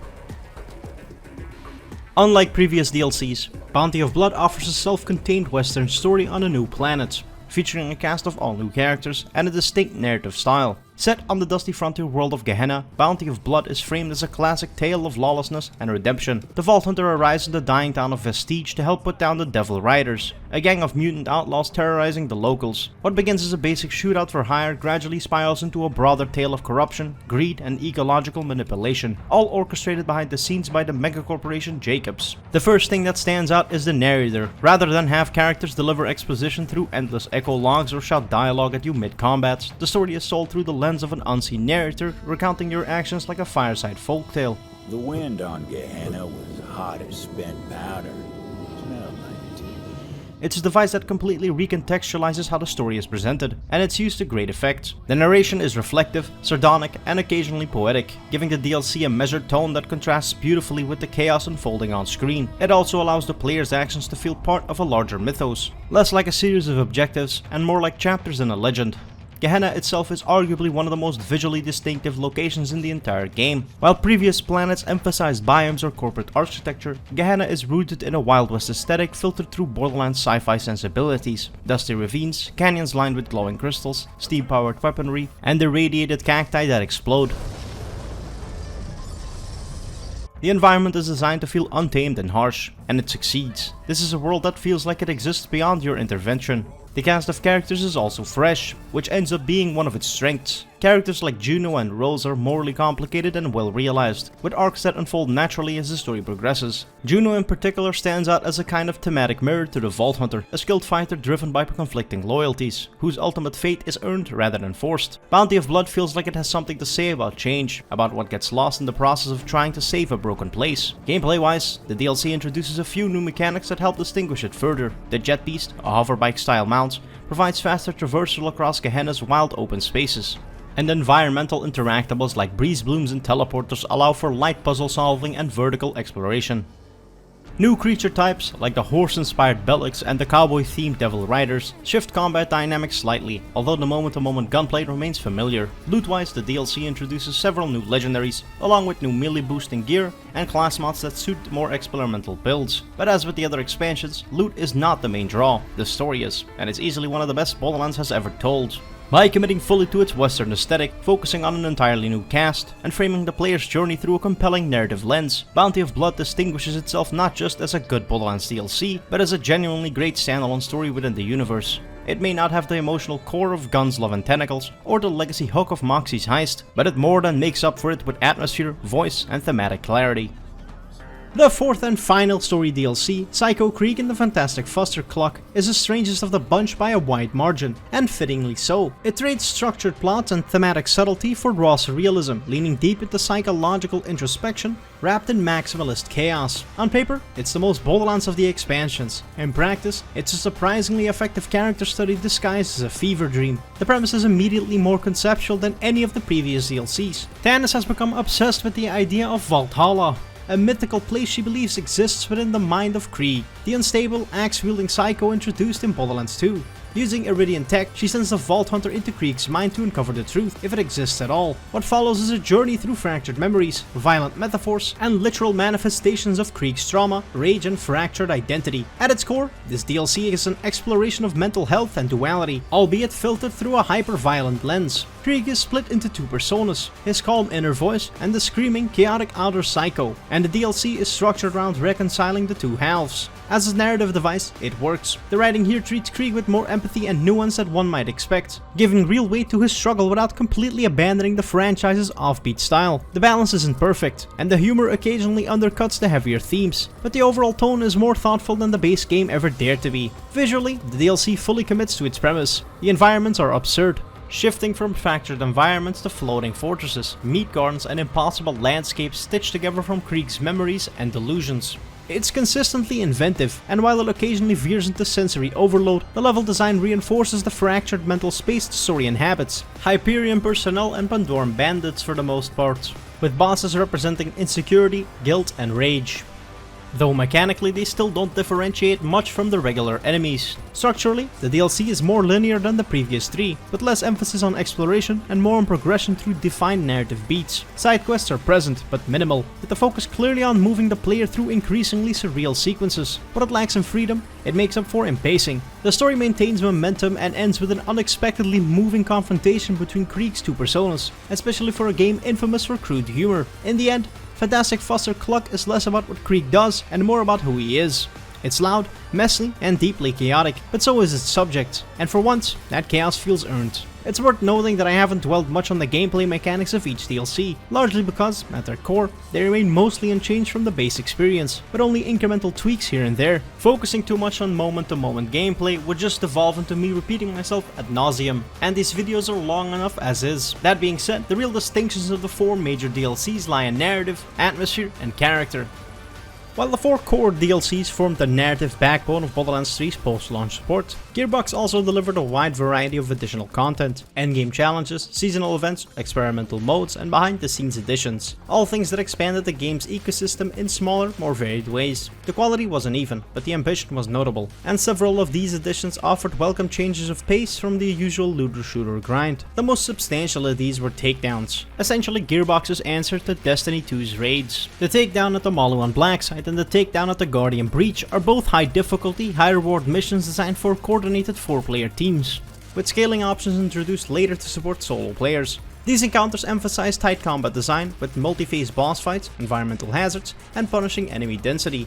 They succeed in providing a true test of build quality and mechanical execution. The Maluan takedown in particular struck a strong balance between challenge and spectacle. It's tightly structured, cleanly paced, and doesn't overstay its welcome. The Guardian takedown, on the other hand, pushed too far into frustration territory at launch, featuring a checkpoint system that punished failure with excessive repetition and bloated difficulty. Gearbox eventually rebalanced it, but the core lesson was clear. Borderlands excels when it challenges players, but not when it punishes them for engaging with its most complex systems. Then came the seasonal events, beginning with Bloody Harvest for Halloween, Broken Hearts Day for Valentine's Day, and Revenge of the Cartels, a neon-soaked 1980s inspired event with a Scarface twist. These were limited time events with themed enemies, maps, cosmetic rewards, and unique loot pools. Of the 3, Revenge of the Cartels is the standout, thanks to its vibrant visuals, solid arena design, and tongue-in-cheek humor that actually landed. Bloody Harvest was solid, if a little repetitive, especially for some of these challenges, while Broken Hearts Day felt more like a placeholder, as it quite literally is just shooting randomly spawning hearts to get some cosmetics. One of the more unexpected additions to Borderlands 3 was Borderlands Science, a tile-matching minigame tucked away on Sanctuary 3. Developed in partnership with scientists and researchers, the game tasks players with organizing DNA sequences, contributing to microbiome mapping efforts in the real world.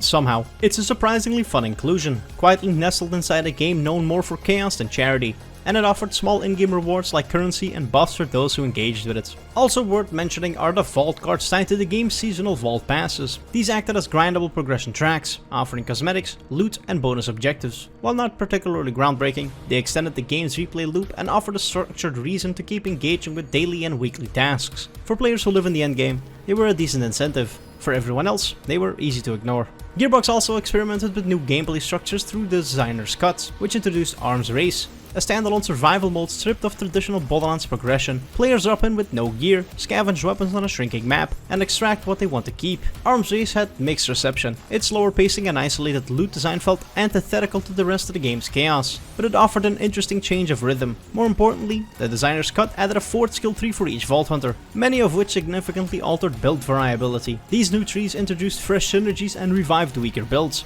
adding meaningful depth to the meta. The Director's Cut, released later, was more subdued.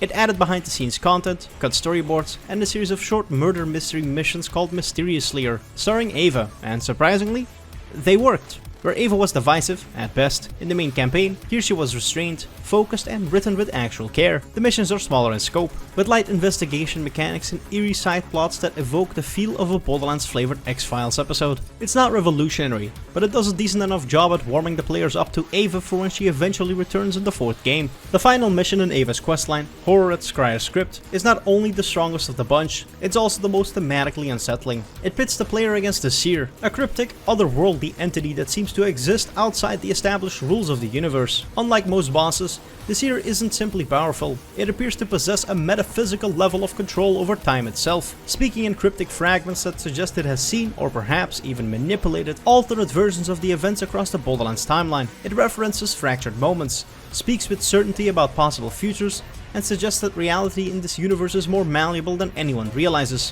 Whether it's a one-off narrative experiment or a setup for the story of Borderlands 4, the encounter adds a surprising layer of existential dread and cosmic horror to a game that often forgets how to be subtle.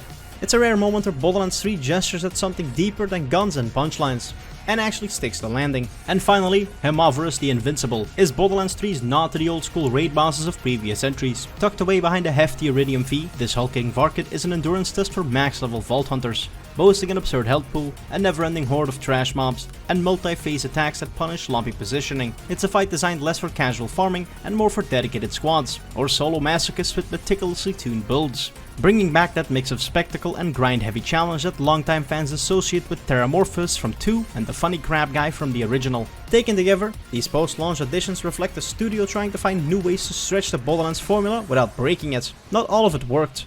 Some systems lacked staying power, others were clearly built for engagement metrics rather than creative expression, but the net effect was a more complete, more flexible version of the game that was launched in 2019. For players invested in the world, it offered plenty of reasons to keep coming back, and for those disappointed by the base game's shortcomings, it showed that Gearbox was willing to listen, iterate, and occasionally even get it right.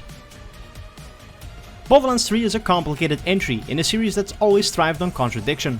Part looter-shooter, part interactive cartoon, part genre trailblazer, part dead meme generator. It arrived nearly 7 years after Borderlands 2, burdened with enormous expectations and a fanbase hungry for evolution. What it delivered was, in many ways, the most mechanically complete and technically robust game in the series, but also the one most at odds with its own identity. In terms of raw gameplay, Borderlands 3 stands as a high water mark. Its gunplay is tighter than ever, its class builds are the most versatile the series has seen, and its systems showcase a studio that had clearly internalized the best lessons of the genre it helped define. For pure moment-to-moment enjoyment, it's difficult to argue that any previous Borderlands title matches the refinement on display here. But Legacy isn't just about mechanics, it's about memory, and Borderlands 3 is a game that, despite its size and polish, struggles to linger in the cultural conversation the way its predecessor did. Borderlands 2 is remembered for Handsome Jack, for its guts, punching tonal shifts, for a narrative that understood when to be loud and when to be quiet. Borderlands 3, by contrast, is remembered just as often for what it failed to do. A mishandled main story, flat antagonists, and a writing style that often seemed more interested in being heard than being coherent. That said, Borderlands 3 is not a failure, far from it. It's a game that found its footing over time, through balance patches, thoughtful DLCs, and a community that continued to engage with it long after launch. The 4 major expansions, in particular, showcase what the base game could have been. Focused, narratively sharp, and tonally consistent. Even Ava, once a poster child for the game's narrative missteps, saw a meaningful redemption arc in the mysteriously missions. It's a reminder that Borderlands 3 was never lacking in potential, only in restraint. Looking forward, the game's legacy is likely to be one of course correction and consolidation. It didn't reinvent the series, nor did it blow the doors off the genre, but it deepened the systems, modernized the structure, and laid a far more stable foundation than its predecessors. It's the most playable Borderlands, even if it's not the most memorable. If Borderlands 2 was a franchise's breakout moment, Borderlands 3 is its reflection, grander in scale, sharper in mechanics, but less sure of what it wants to say. And yet, for all of its flaws, it remains a game worth playing, worth revisiting, and worth analyzing. Because sometimes, legacy isn't about perfection, it's about what survives after the noise has died down. Borderlands 3 is a kind of sequel that arrives fully loaded, bursting with content, ambition, and confidence, but carrying just enough baggage to trip over its own boots. It's a game that excels where it counts most. The shooting feels incredible, the loot loop is endlessly rewarding, and the sheer volume of systems, builds, and content ensures that there's always something to tinker with or chase down. As a looter shooter, it delivers. As a continuation of one of gaming's most stylistically distinct franchises, it's a little more uneven. Its main campaign swings big but lands flat, undermined by one-note villains, tonal whiplash, and a cast of characters that often talk too much while saying too little. And yet, the post-launch support tells a different story. The DLCs are consistently strong, narratively focused, and filled with the kind of care and cohesion that the base game often lacked. Whether it's Moxxi's heist tapping into Legacy, Guns, Love and Tentacles digging into character work, or Bounty of Blood finding clarity in a new voice, these expansions prove that Gearbox still knew how to tell great stories, once they got out of their own way. Over time, Borderlands 3 became a better version of itself. Patches refined its rough edges, new skill trees deepened the meta, even Ava, arguably the game's most controversial character, got a second chance and made good on it. It didn't reinvent the genre, and it didn't leave the cultural crater its predecessor did, but it showed growth. It evolved, and for a game built on chaos, that kind of quiet improvement is worth more than the loudest punchline. In the end, Borderlands 3 is a flawed but formidable sequel, mechanically triumphant, narratively tangled, but ultimately worth the ride. Not perfect, not definitive, but unmistakably Borderlands. You ever play Dungeons and Dragons and think to yourself, you know what this needs? More guns. Not crossbows, not enchanted swords. I mean full automatic, belt-fed, bullet-spewing murder machines. Well, Gearbox did, and somehow, instead of getting a cease and desist from Wizards of the Coast, we got Tiny Tina's Wonderlands. It's equal parts Borderlands chaos, medieval roleplay cliches, and the unfiltered imagination of a narrator who is cracked out of her mind on one too many monster energies. Released on March 25th, 2022, Wonderlands is the first Borderlands title to ditch the numbered sequel format. No 4, no pre-sequel. No eye-catching subtitle about looting and shooting, just Tiny Tina's Wonderlands. But in fairness, this isn't just Borderlands with a fantasy skin. This is the first time in series history that you create your own fully customizable character instead of being handed down a Vault Hunter with prepackaged snark and a tragic backstory. It's also the first time grenades are completely gone, replaced by spells that range from a little spark to magical nuclear warhead. The result is a weird hybrid of looter-shooter mechanics and tabletop fantasy theming, a bizarre cocktail that sometimes tastes incredible and other times feels like someone swapped your ale for a week-old soda. But before we start rolling for initiative, let's go back to the beginning and talk about how we even got here. To understand Wonderlands, we have to go back to 2013's Tiny Tina's assault on Dragon Keep, the Borderlands 2 DLC that asked, what if Pandora but everyone wearing wizard hats? That expansion was a surprise hit, praised for its creativity, its heartfelt moments, and its ability to make skeleton enemies more fun to shoot at than actual living people. Fast forward past Borderlands the pre-sequel, Tales from the Borderlands, and Borderlands 3. And Gearbox had a choice, either make Borderlands 4 and deal with the expectations of tying up the giant lore mess from the last few games, or make something new that still used half the art assets and mechanics from the previous entry so it's cheaper and quicker to produce. They chose option 2, which is how Wonderlands initially began development. Internally pitched as a standalone spin-off, it was meant to feel like a fresh IP while still giving the Borderlands crowd what they wanted: loot, co-op, and just enough dead memes to remind you that this was indeed a Borderlands game. The project kept the Unreal Engine 4 tech from Borderlands 3, which meant faster turnaround time on environments, weapons, and animations. The twist this time was an overworld map with random encounters, multi-class character builds, and magic as a core gameplay pillar. In other words, Borderlands 3.5 wielding a wand and wearing a wizard hat. Gearbox also decided to pull in big-name talent for the voice cast. Will Arnett voices the main villain, Dragonlord, bringing a disinterested I could be doing literally anything else type of energy to the role. Additionally, Andy Samberg and Wanda Sykes played the roles of your Code Dungeoneers, Valentine and Fred. And of course, the returning anchor is Ashley Birch as the titular Tiny Tina. And once again, she proves why the character has stuck around since the second game. Birch brings the same manic energy she's had since Borderlands 2, but here it feels much more refined due to her taking on a much more central role in the plot. On paper, it's a comedic dream team. In practice, whether the material lives up to the performance is subjective. Marketing leaned hard on the chaotic fantasy branding. The trailers promised ridiculous spell effects, oversized fantasy weapons, and the same loot-chasing dopamine hits that keep people replaying Borderlands long after the jokes stop being funny. The game finally launched in March 2022, to a curious mix of excitement and side-eye. Skeptics saw it as Borderlands with a D&T filter, and everyone, and I mean everyone, noticed that DLC pricing and thought, what the fuck? But we'll save that particular rant for a little bit later. Visually, Tiny Tina's Wonderlands looks exactly like Borderlands 3, which shouldn't surprise anyone. It's the same engine, the same art style, and in some cases, probably the same texture files shuffled into new folders and given fantasy-themed names. You'll recognize the trademark shell shading immediately. The thick black outline around everything makes Borderlands look like a playable comic book, and once again, Gearbox nail it. But just because the underlying tech is familiar doesn't mean the environments aren't worth talking about, because the Wonderlands are gorgeous. The fantasy setting really let the art team go wild with color palettes and skyboxes in ways that the dusty wastelands of Pandora never allowed. This time, we get floating islands decorated with waterfalls, sprawling coral fields, and ginormous castles that look like they were built purely to make concept artists feel good about themselves. Some of the standouts for me, Tangle Drift. Basically, if someone put a lush fantasy village in the middle of a sky-high beanstalk and let you parkour around it via magical plants. Sunfang Oasis, a perfect mix of golden sand and turquoise waters. And then there's the Wark 2 Shallows and the Drowned Abyss, my two personal favorites. I'm a sucker for anything with an underwater or nautical theme, and while you can't exactly chuck on some scuba gear and swim around, exploring a drained ocean floor littered with pirate shipwrecks, barnacle encrusted ruins, and ancient sea monster skeletons is pure serotonin. Even the smaller overworld areas, the ones you breeze past in between the main quests, carry a level of detail that shows the artists were having fun. Loot dies hidden behind cliffs, tiny villages with visual gags, and horizons packed with things you can't quite visit but also desperately want to. It's world building by suggestion, and it works like a charm. So yes, it's still the Borderlands 3 engine, and yes, if you stare too long at a rock texture you'll realize you've already seen it somewhere before. But Wonderlands proves that reusing tech doesn't have to mean stale visuals. When you give the art team permission to paint with a whole new color wheel, you get locations that feel fresh even if the pixels are technically recycled.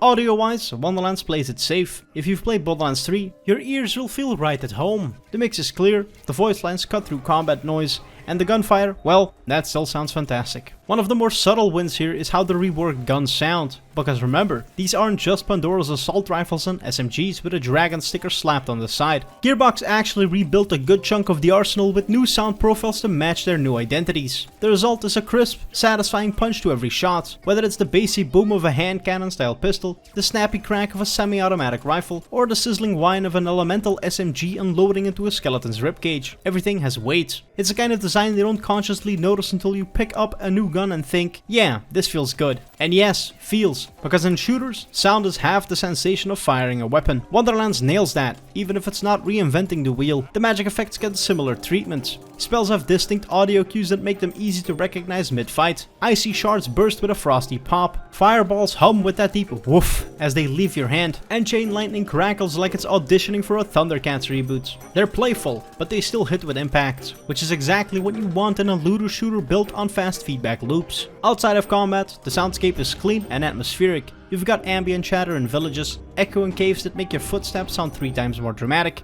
and just enough environmental audio to make each biome feel alive. Nothing revolutionary. No one's giving this game an award for sound design innovation, but everything sounds exactly as it should. In short, the audio is like a good referee.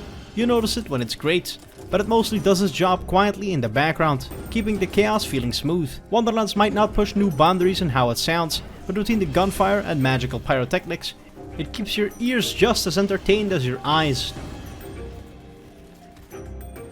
At its core, Tiny Tina's Wonderlands plays almost exactly like Borderlands 3, which means that if you like 3's gunplay, you'll feel right at home here. Movement is snappy, gunfights are chaotic, and enemies have the same habit of exploding into showers of loot. But this time, Gearbox's tweaks to the formula actually make some noticeable changes, both good and bad. Let's start with the biggest new toy in the sandbox. Classes. For the first time in the series, you've got 6 to pick from at launch, with a 7th, the Blightcaller, added at a later free update. I personally dumped most of my playtime between the Spore Warden and the Graveborn, which basically meant I had a mushroom buddy and a god face happening at the same time. The real game changer this time around is that about halfway through the leveling process, you unlock the ability to the second skill tree from another class. That means instead of being stuck in one lane, you can mix and match, opening up half a dozen different tree combinations per class. It's a level of build variety Borderlands hasn't had before.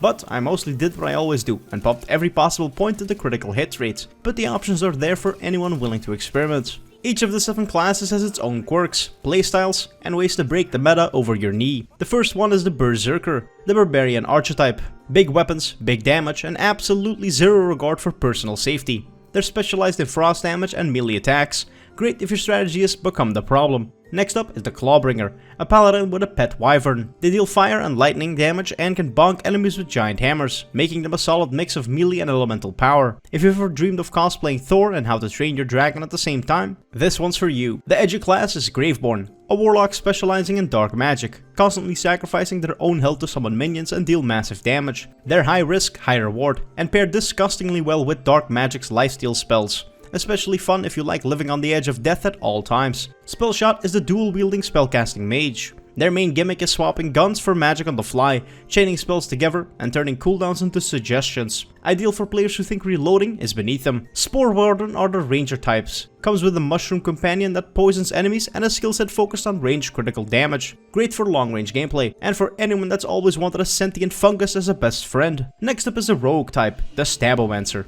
Specializing in critical hits, invisibility, and high burst damage. They're fragile, but they'll delete enemies before they even realize you're there. And lastly, the Blightcaller, nature's revenge with a bad attitude. They use poison and elemental damage over time effects to slowly melt enemies into puddles. Excellent for area denial and watching health bars disintegrate without having to lift a finger. This variety is what makes multi-classing so much fun. You're not just locked into one fantasy archetype. You can mix a stealthy Stabomancer with the survivability of a Graveborn, or pair a frost-spewing Berserker with a spell-slinging Spellshot and become the magical equivalent of a Warcrime. Character customization is another big first for the series. Instead of having to pick from a group of pre-made Vault Hunters, you get to build your own Fatemaker from scratch. Face, voice, armor colors, the whole deal. It's a surprisingly in-depth system, and it's one I'd love to see make the jump to Borderlands 4 to some extent. Though, knowing Gearbox, they'll either improve it further or outright remove it and pretend it never even existed in the first place. Weapons have been given a subtle makeover to fit the medieval fantasy theme. All the old manufacturer names have been slightly tweaked. just enough to feel fresh without breaking the familiarity. Many guns now fire crossbow bolts, magic beams, or otherwise dress themselves up as fantasy weapons that still operate under the holy laws of pointed head, click mouse 1. It's a nice aesthetic shift, but there's a catch. Early game weapons are often slow, clunky, and stuck in either single shot or burst fire modes. Combat doesn't really open up until the late game, so the first 20 to 25 levels can feel like a real slog. The kind of slog where you start bargaining with yourself just to keep going. Once you've powered through that hump, however, the gear system really shines. Wonderlands lets you equip up to 11 different pieces of gear at once. You've got the 4 classic firearm slots, your shield slot, now named wards because fantasy, and then some new friends, rings, amulets, and spells. The first 3 are trinkets that provide stat boosts, things like extra damage to certain enemy types or faster reload speeds. Spells replace the old class mods and act like magic grenades, except they recharge automatically and come in absurd amounts of variety, summoning hydras, calling down meteors, or launching homing magic missiles.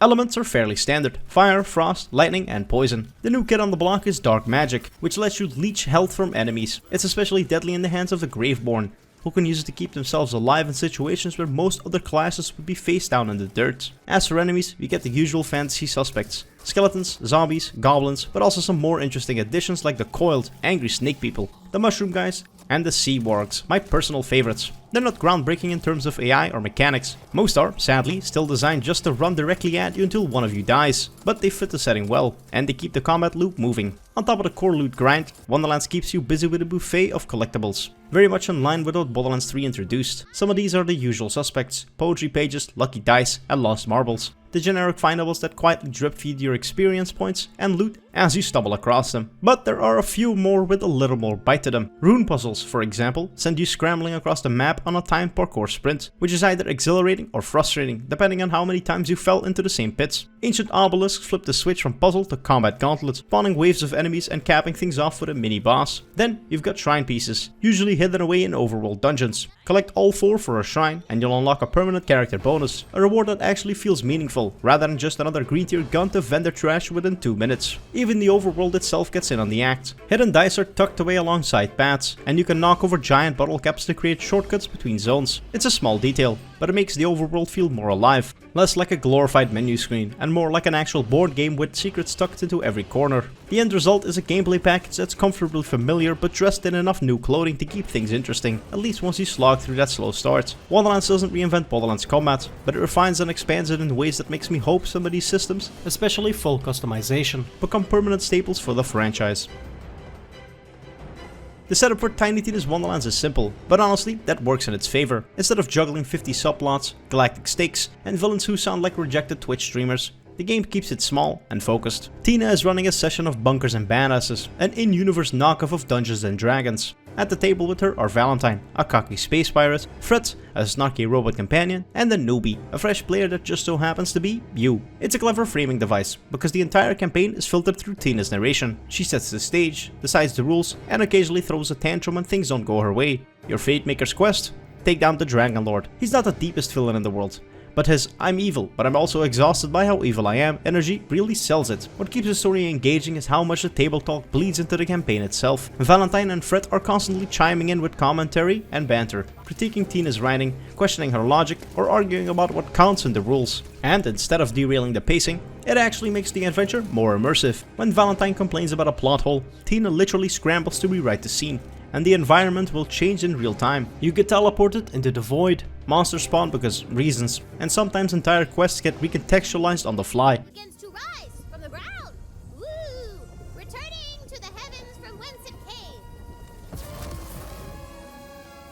You're really not going to admit you dropped that on accident, are you? I have no idea what you mean.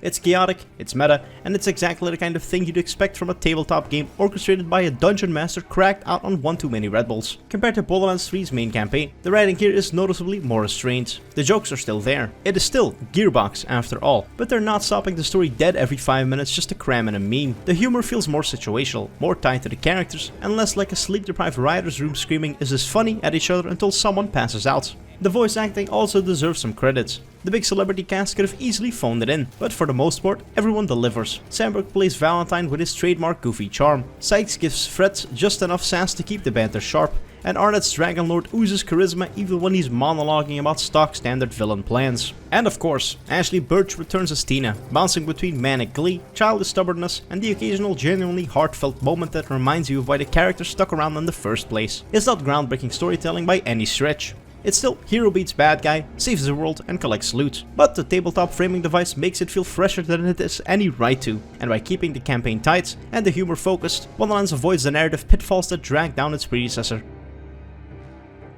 So, you've beaten the Dragon Lord, saved the Wonderlands, and rolled credits. Now what? If this was Borderlands 2, you'd probably just start a new playthrough or span through raid bosses trying to farm god rolls. If this was Borderlands 3, you'd be staring down the barrel of mayhem levels and guardian rank grinds until your brain started to leak out of your ears. Wonderlands takes the latter approach, but dresses it up in enough new systems to at least feel a little fresher. First up is myth rank. Once you hit the level cap, 40 in this case, your XP bar doesn't just stop filling. Instead, it starts feeding into a whole new progression system that's basically Borderlands 3's guardian rank but with a new coat of paint. It's split into 4 categories: Druid, boosting companions and pets; Archmage, amping up your spell damage; Blade Master, which buffs your melee weapons; and Deadeye, stacking buffs into your firearms. It's a very grindy system, but a satisfying one. Every rank up feels like you're slowly nudging your character into absurd levels of broken. And it's tailor-made for the kind of player that thinks endgame is just a synonym for second job. But the real star of the post-game are the Chaos Chambers. Think of it as an infinite dungeon. A roguelike mode where you clear randomized arenas, fight waves of enemies, and collect crystals you can trade for loot at the end of your run. The deeper you go, the tougher it gets. But the better your rewards become, naturally. There are multiple variations of these runs, but the most intriguing one is the Chaos Trial, a fixed layout run that scales with your current Chaos level. Beat it and you'll unlock higher tiers of Chaos along with harder enemies and better loot pools. Which brings us to Chaos Mode itself, the newer and amped up version of Mayhem. Every level adds more modifiers, more enemy health, and more reasons to redecorate your desk as you watch your Fate Maker get turned into mulch. It's a ridiculously long grind if you actually want to push to the cap, but it does give obsessive players a long-term goal, and a good excuse to keep farming until your character resembles a raid boss in their own right. Now, is all of this fun? That depends. Personally, I didn't feel the pull to sink in 50 to 100 hours into min-maxing every stat, every piece of gear, and every chaos level, but I can at least appreciate that the framework is here for the people who do. For players who want Wonderlands to be more than just a 20-hour campaign with some goofy jokes, the endgame loop offers a genuinely fleshed out postgame. It's repetitive, sure, but it's also infinitely replayable. And for a spin-off like this, that's more than I expected coming in. Wonderlands landed with a mix of fanfare and skepticism, and that's reflected in its reception. According to review aggregator Metacritic, critics gave it generally favorable reviews, with common praise for its energy, humor, and class mechanics, but criticism for its familiarity and some dated design quirks. On the gameplay side, reviewers were pleasantly surprised by how well the class system fit into the Borderlands formula. The multi-class system in particular was seen as a highlight, adding depth and build variety in a series that has often felt too rigid with its character archetypes. Coupled with the vibrant art direction and a wide range of locations to explore, Wonderlands came across as colorful, playful, and easy to lose yourself in for a while. That said, the criticisms were consistent. Many outlets argued that, underneath the D&D paint job, Wonderlands didn't stray far enough from Borderlands 3. IGN, for example, mentioned that while it was fun, it also felt like I'd played it all before, and that sentiment echoed across most reviews. Some felt that the HUD and quest flow were clunky, others that the loot loop was still as uneven as ever, and nearly everyone pointed out that the mission structure and enemy encounters could get repetitive once the novelty of the setting wore off. Fans echoed a similar split. Some players praised the game as a breath of fresh air, a lighter, funnier detour from the main series, while others dismissed it as Borderlands 3.5 with a fantasy filter. A few even admitted that while they enjoyed the campaign, the fun started to dip after 6 or 7 hours, once the core joke of D&D but with guns began to feel stretched thin. In the end, Wonderlands was received as a solid, albeit not revolutionary, entry in Gearbox's catalog. Critics and fans alike seemed to agree that it was a fun, colorful spin-off with some genuinely clever ideas, but also one that couldn't fully escape the shadow of its own formula.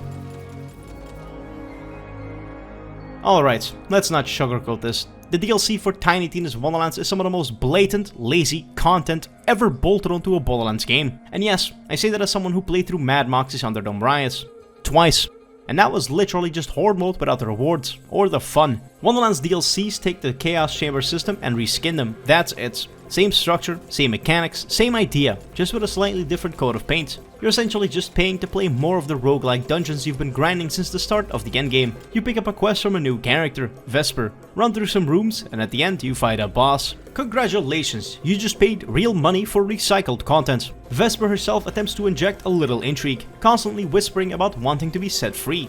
Sounds interesting, right? Like maybe there's going to be a payoff where she reveals her true motives. Well, sort of. By the third DLC, you're squaring off against Fyodor the Soul Warden, a jailer who repeatedly warns you that you don't know what you're doing, and that unleashing Vesper will have dire consequences. It seems like classic foreshadowing, setting up what could have been a final battle where you confront Vesper herself. Except, nope. Instead of a climactic showdown, the final DLC has you fight a random dragon.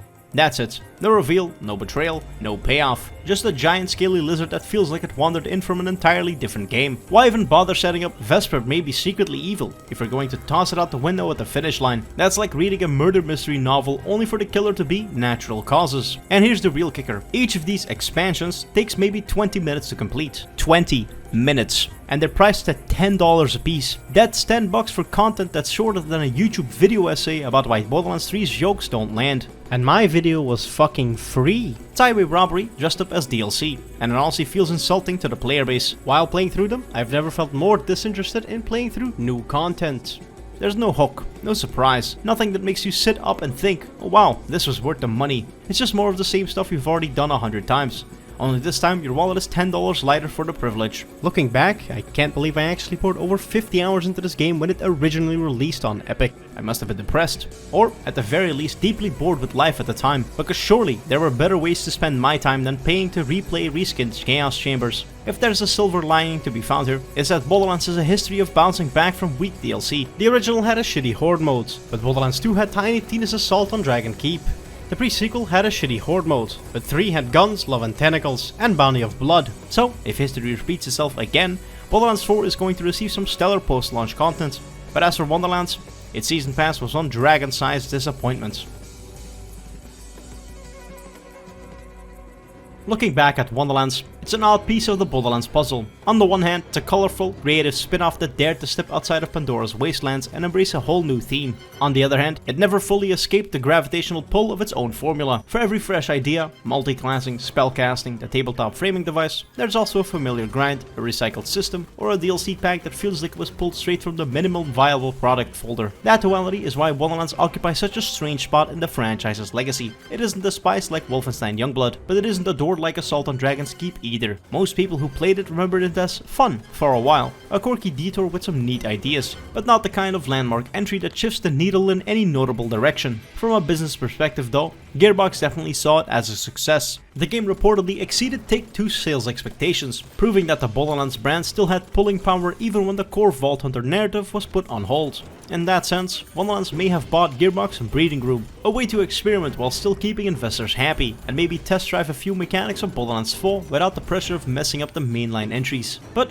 ask fans about Wonderlands now, and you get a spectrum of shrugs. Some will tell you it's the most fun they've had with the series since 2, while others will say they dropped it the moment they finished the campaign. And a lot of people, myself included, remember it less for its innovations, and more for the disappointment of its DLC model. That season pass left a bad taste in the community's mouth, and it definitely overshadowed what could have been a much stronger legacy. So, that's Tiny Tina's Wonderlands. A game that dared to roll the dice, and in some ways, it actually paid off. The fantasy setting was a breath of fresh air, the class system gave the series a much needed injection of build variety, and the framing device of Tina running the campaign was one of the sharpest narrative choices Gearbox has made in years. And for a spin-off, that's not nothing. But for every clever idea, there's a nagging reminder that this is still Borderlands business as usual. Grinds that outstay their welcome, early game weapons that feel like pea shooters, post-launch DLC that's insulting in both price and creativity. And the sad truth is that most people probably won't remember Wonderlands for its best ideas. They'll remember it as that fantasy Borderlands game that worked until it didn't. And yet, I can call it a waste of time. If nothing else, Wonderlands proved that the Borderlands formula can stretch beyond Pandora and survive in a new setting. It showed that players actually like having deeper customization, multi-classing, and spells that aren't just carbon copies of grenades. It showed that the franchise didn't need to chain itself to 4 Vault Hunters and the same desert planet every few years. Which brings us to Borderlands 4. Whatever form it takes, Gearbox now has a clear checklist. Take the good from Wonderlands, the creativity, the customization, the focused writing, and leave behind the filler, the recycled DLC, and the grind for grind's sake mentality. If they can do that, maybe Borderlands 4 can be the big comeback the franchise needs. Wonderlands might not be the crown jewel of the series, but it's a solid stepping stone, an experiment, a messy, uneven, occasionally brilliant detour. And as far as I'm concerned, if this was a warm-up act, then Borderlands 4 better bring the house down. Alright gamers, now that I spent a few hundred hours with each of these games, or in Borderlands 2's case, 1,000, I think I've got a pretty solid grasp on how I'd rank the entries in terms of how fun I find them to play. Now, before I start this off, keep in mind that I don't dislike any of these games, it's just that I'd rather play one compared to another. And also, it's my opinion. If you find yourself disagreeing with me, then that sounds like a you problem, buddy. And with that out of the way, let's get to the ranking. In 5th, Borderlands the pre-sequel. It isn't a bad game. It's got charm, Aussie humor, a handful of neat mechanical experiments like low gravity, oxygen kits, and laser weapons. Elpis' floaty traversal and butt slams feel fun at first, and the cast of Vault Hunters is actually one of the more inventive lineups in the series. Athena's shield, Claptrap's chaotic skillset, and even Handsome Jack's doppelganger stand out as strong concepts. The issue is that none of these ideas are executed cleanly enough to carry the experience. Side quests are mostly uninspired busywork, boss fights slide into frustrating bullet sponge territory, and the oxygen system feels more like a gimmick than a meaningful mechanic. Worst of all, it's forever stuck between the two titans of the franchise. It constantly invites comparisons it simply cannot win. What could have been remembered as a quirky experiment is instead seen as the odd sibling in the series, a game with some genuinely fun highs, but in the long run just can't keep pace with the rest. In 4th, we've got the original. Borderlands 1 deserves a ton of credit. It coined the looter-shooter formula, married Diablo's randomized loot grind with Halo-style FPS action, and introduced us to Pandora's chaotic mix of psychos, skags, and mega-corporations. The cel-shaded art style gave it a timeless identity, and the sheer novelty of Diablo with guns in 2009 was enough to hook an entire generation of players. But going back now, it's easy to see how bare bones it is compared to its sequels. Most environments blend into a slurry of beige and brown wastelands. The story is almost an afterthought, and the grind is only tolerable because of how fun it was to share with friends. For its time, it was a groundbreaking title, one that laid the foundations for a franchise. But with the benefit of hindsight, Borderlands 1 is more of a proof of concept than a fully realized vision. It's a blueprint to sequels improved upon, rather than a game I'd personally choose to grind today.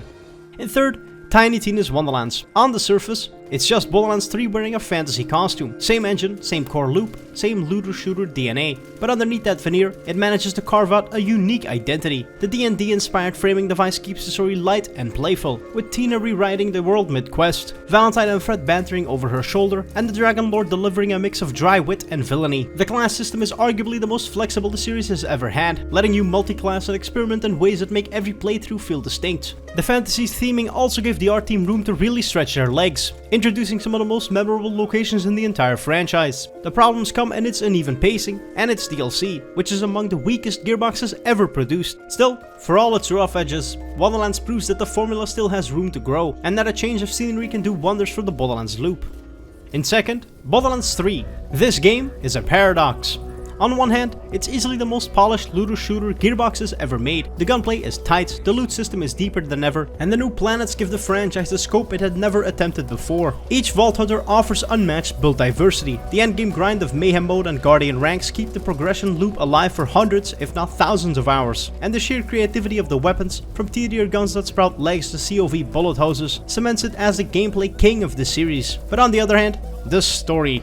The Calypso twins are shallow caricatures. Ava's arc alienated much of the fanbase, and the tone constantly undermines its own stakes with juvenile humor that never quite lands. It's a frustrating split. As a game, Borderlands 3 is a high water mark. As a story, it's arguably the weakest out of the numbered entries, and depending on what you value, it's either the best or the most disappointing entry in the franchise. And in 1st, to the surprise of absolutely no one, Borderlands 2. It's a series at its most iconic. It perfected the loot cycle, introduced a roster of Vault Hunters with real depth, and expanded Pandora into a far more vibrant and varied world. But its legacy rests most firmly on its narrative and characters. Handsome Jack isn't just a great Borderlands villain, he's one of gaming's all-time greats. A charismatic, cruel, and darkly funny antagonist who elevated the entire experience. Pandora itself feels alive, with quests that range from heartfelt to absurd without ever losing the game's identity. The DLCs remain legendary, with Assault on Dragon Keep and Tiny Tina's debut cementing themselves as fan favorites. It's no exaggeration to say that Borderlands 2 is still the cultural touchstone of the series, the game most people think of when they first hear the name. The true first is where it gets tricky. For me, the top spot depends entirely on the lens I'm looking through. If I want story, characters, and world building, then Borderlands 2 is untouchable. Jack, the DLCs, the side characters, it's the one that made Pandora a place worth revisiting again and again. But if I'm craving raw gameplay, the addictive satisfaction of looting and shooting, then Borderlands 3 is the peak. Its gunplay is the smoothest, its class design the most flexible, and its planets the most visually striking. On one day, I'll tell you Borderlands 2 is the best because it made me care about this world. On another, I'll tell you Borderlands 3 is the best because it never made me want to put the controller down. There's always one more thing to do, or one more drop to chase. And honestly, that's the beauty of the series. And that's the Borderlands franchise, at least as it stands today. It has never been perfect, but it's always been memorable. Whether you're here for the mountains of loot, the over-the-top characters, the co-op mayhem, or just to see how many guns you can possibly fit in one game, there's something uniquely Borderlands that keeps people coming back. And at the end of the day, that's what makes this franchise special. It doesn't matter which game you think is the best, or which one you'd rather never touch again. They all feed into the same legacy of chaotic fun. A legacy that, love it or hate it, helped define what a looter shooter could be. So, thanks for watching to the end of this video. If you enjoyed, do all the YouTube things as they really help me out. I upload every single week, except when I don't. And as always, I've been Zenuous. More videos soon. Ish.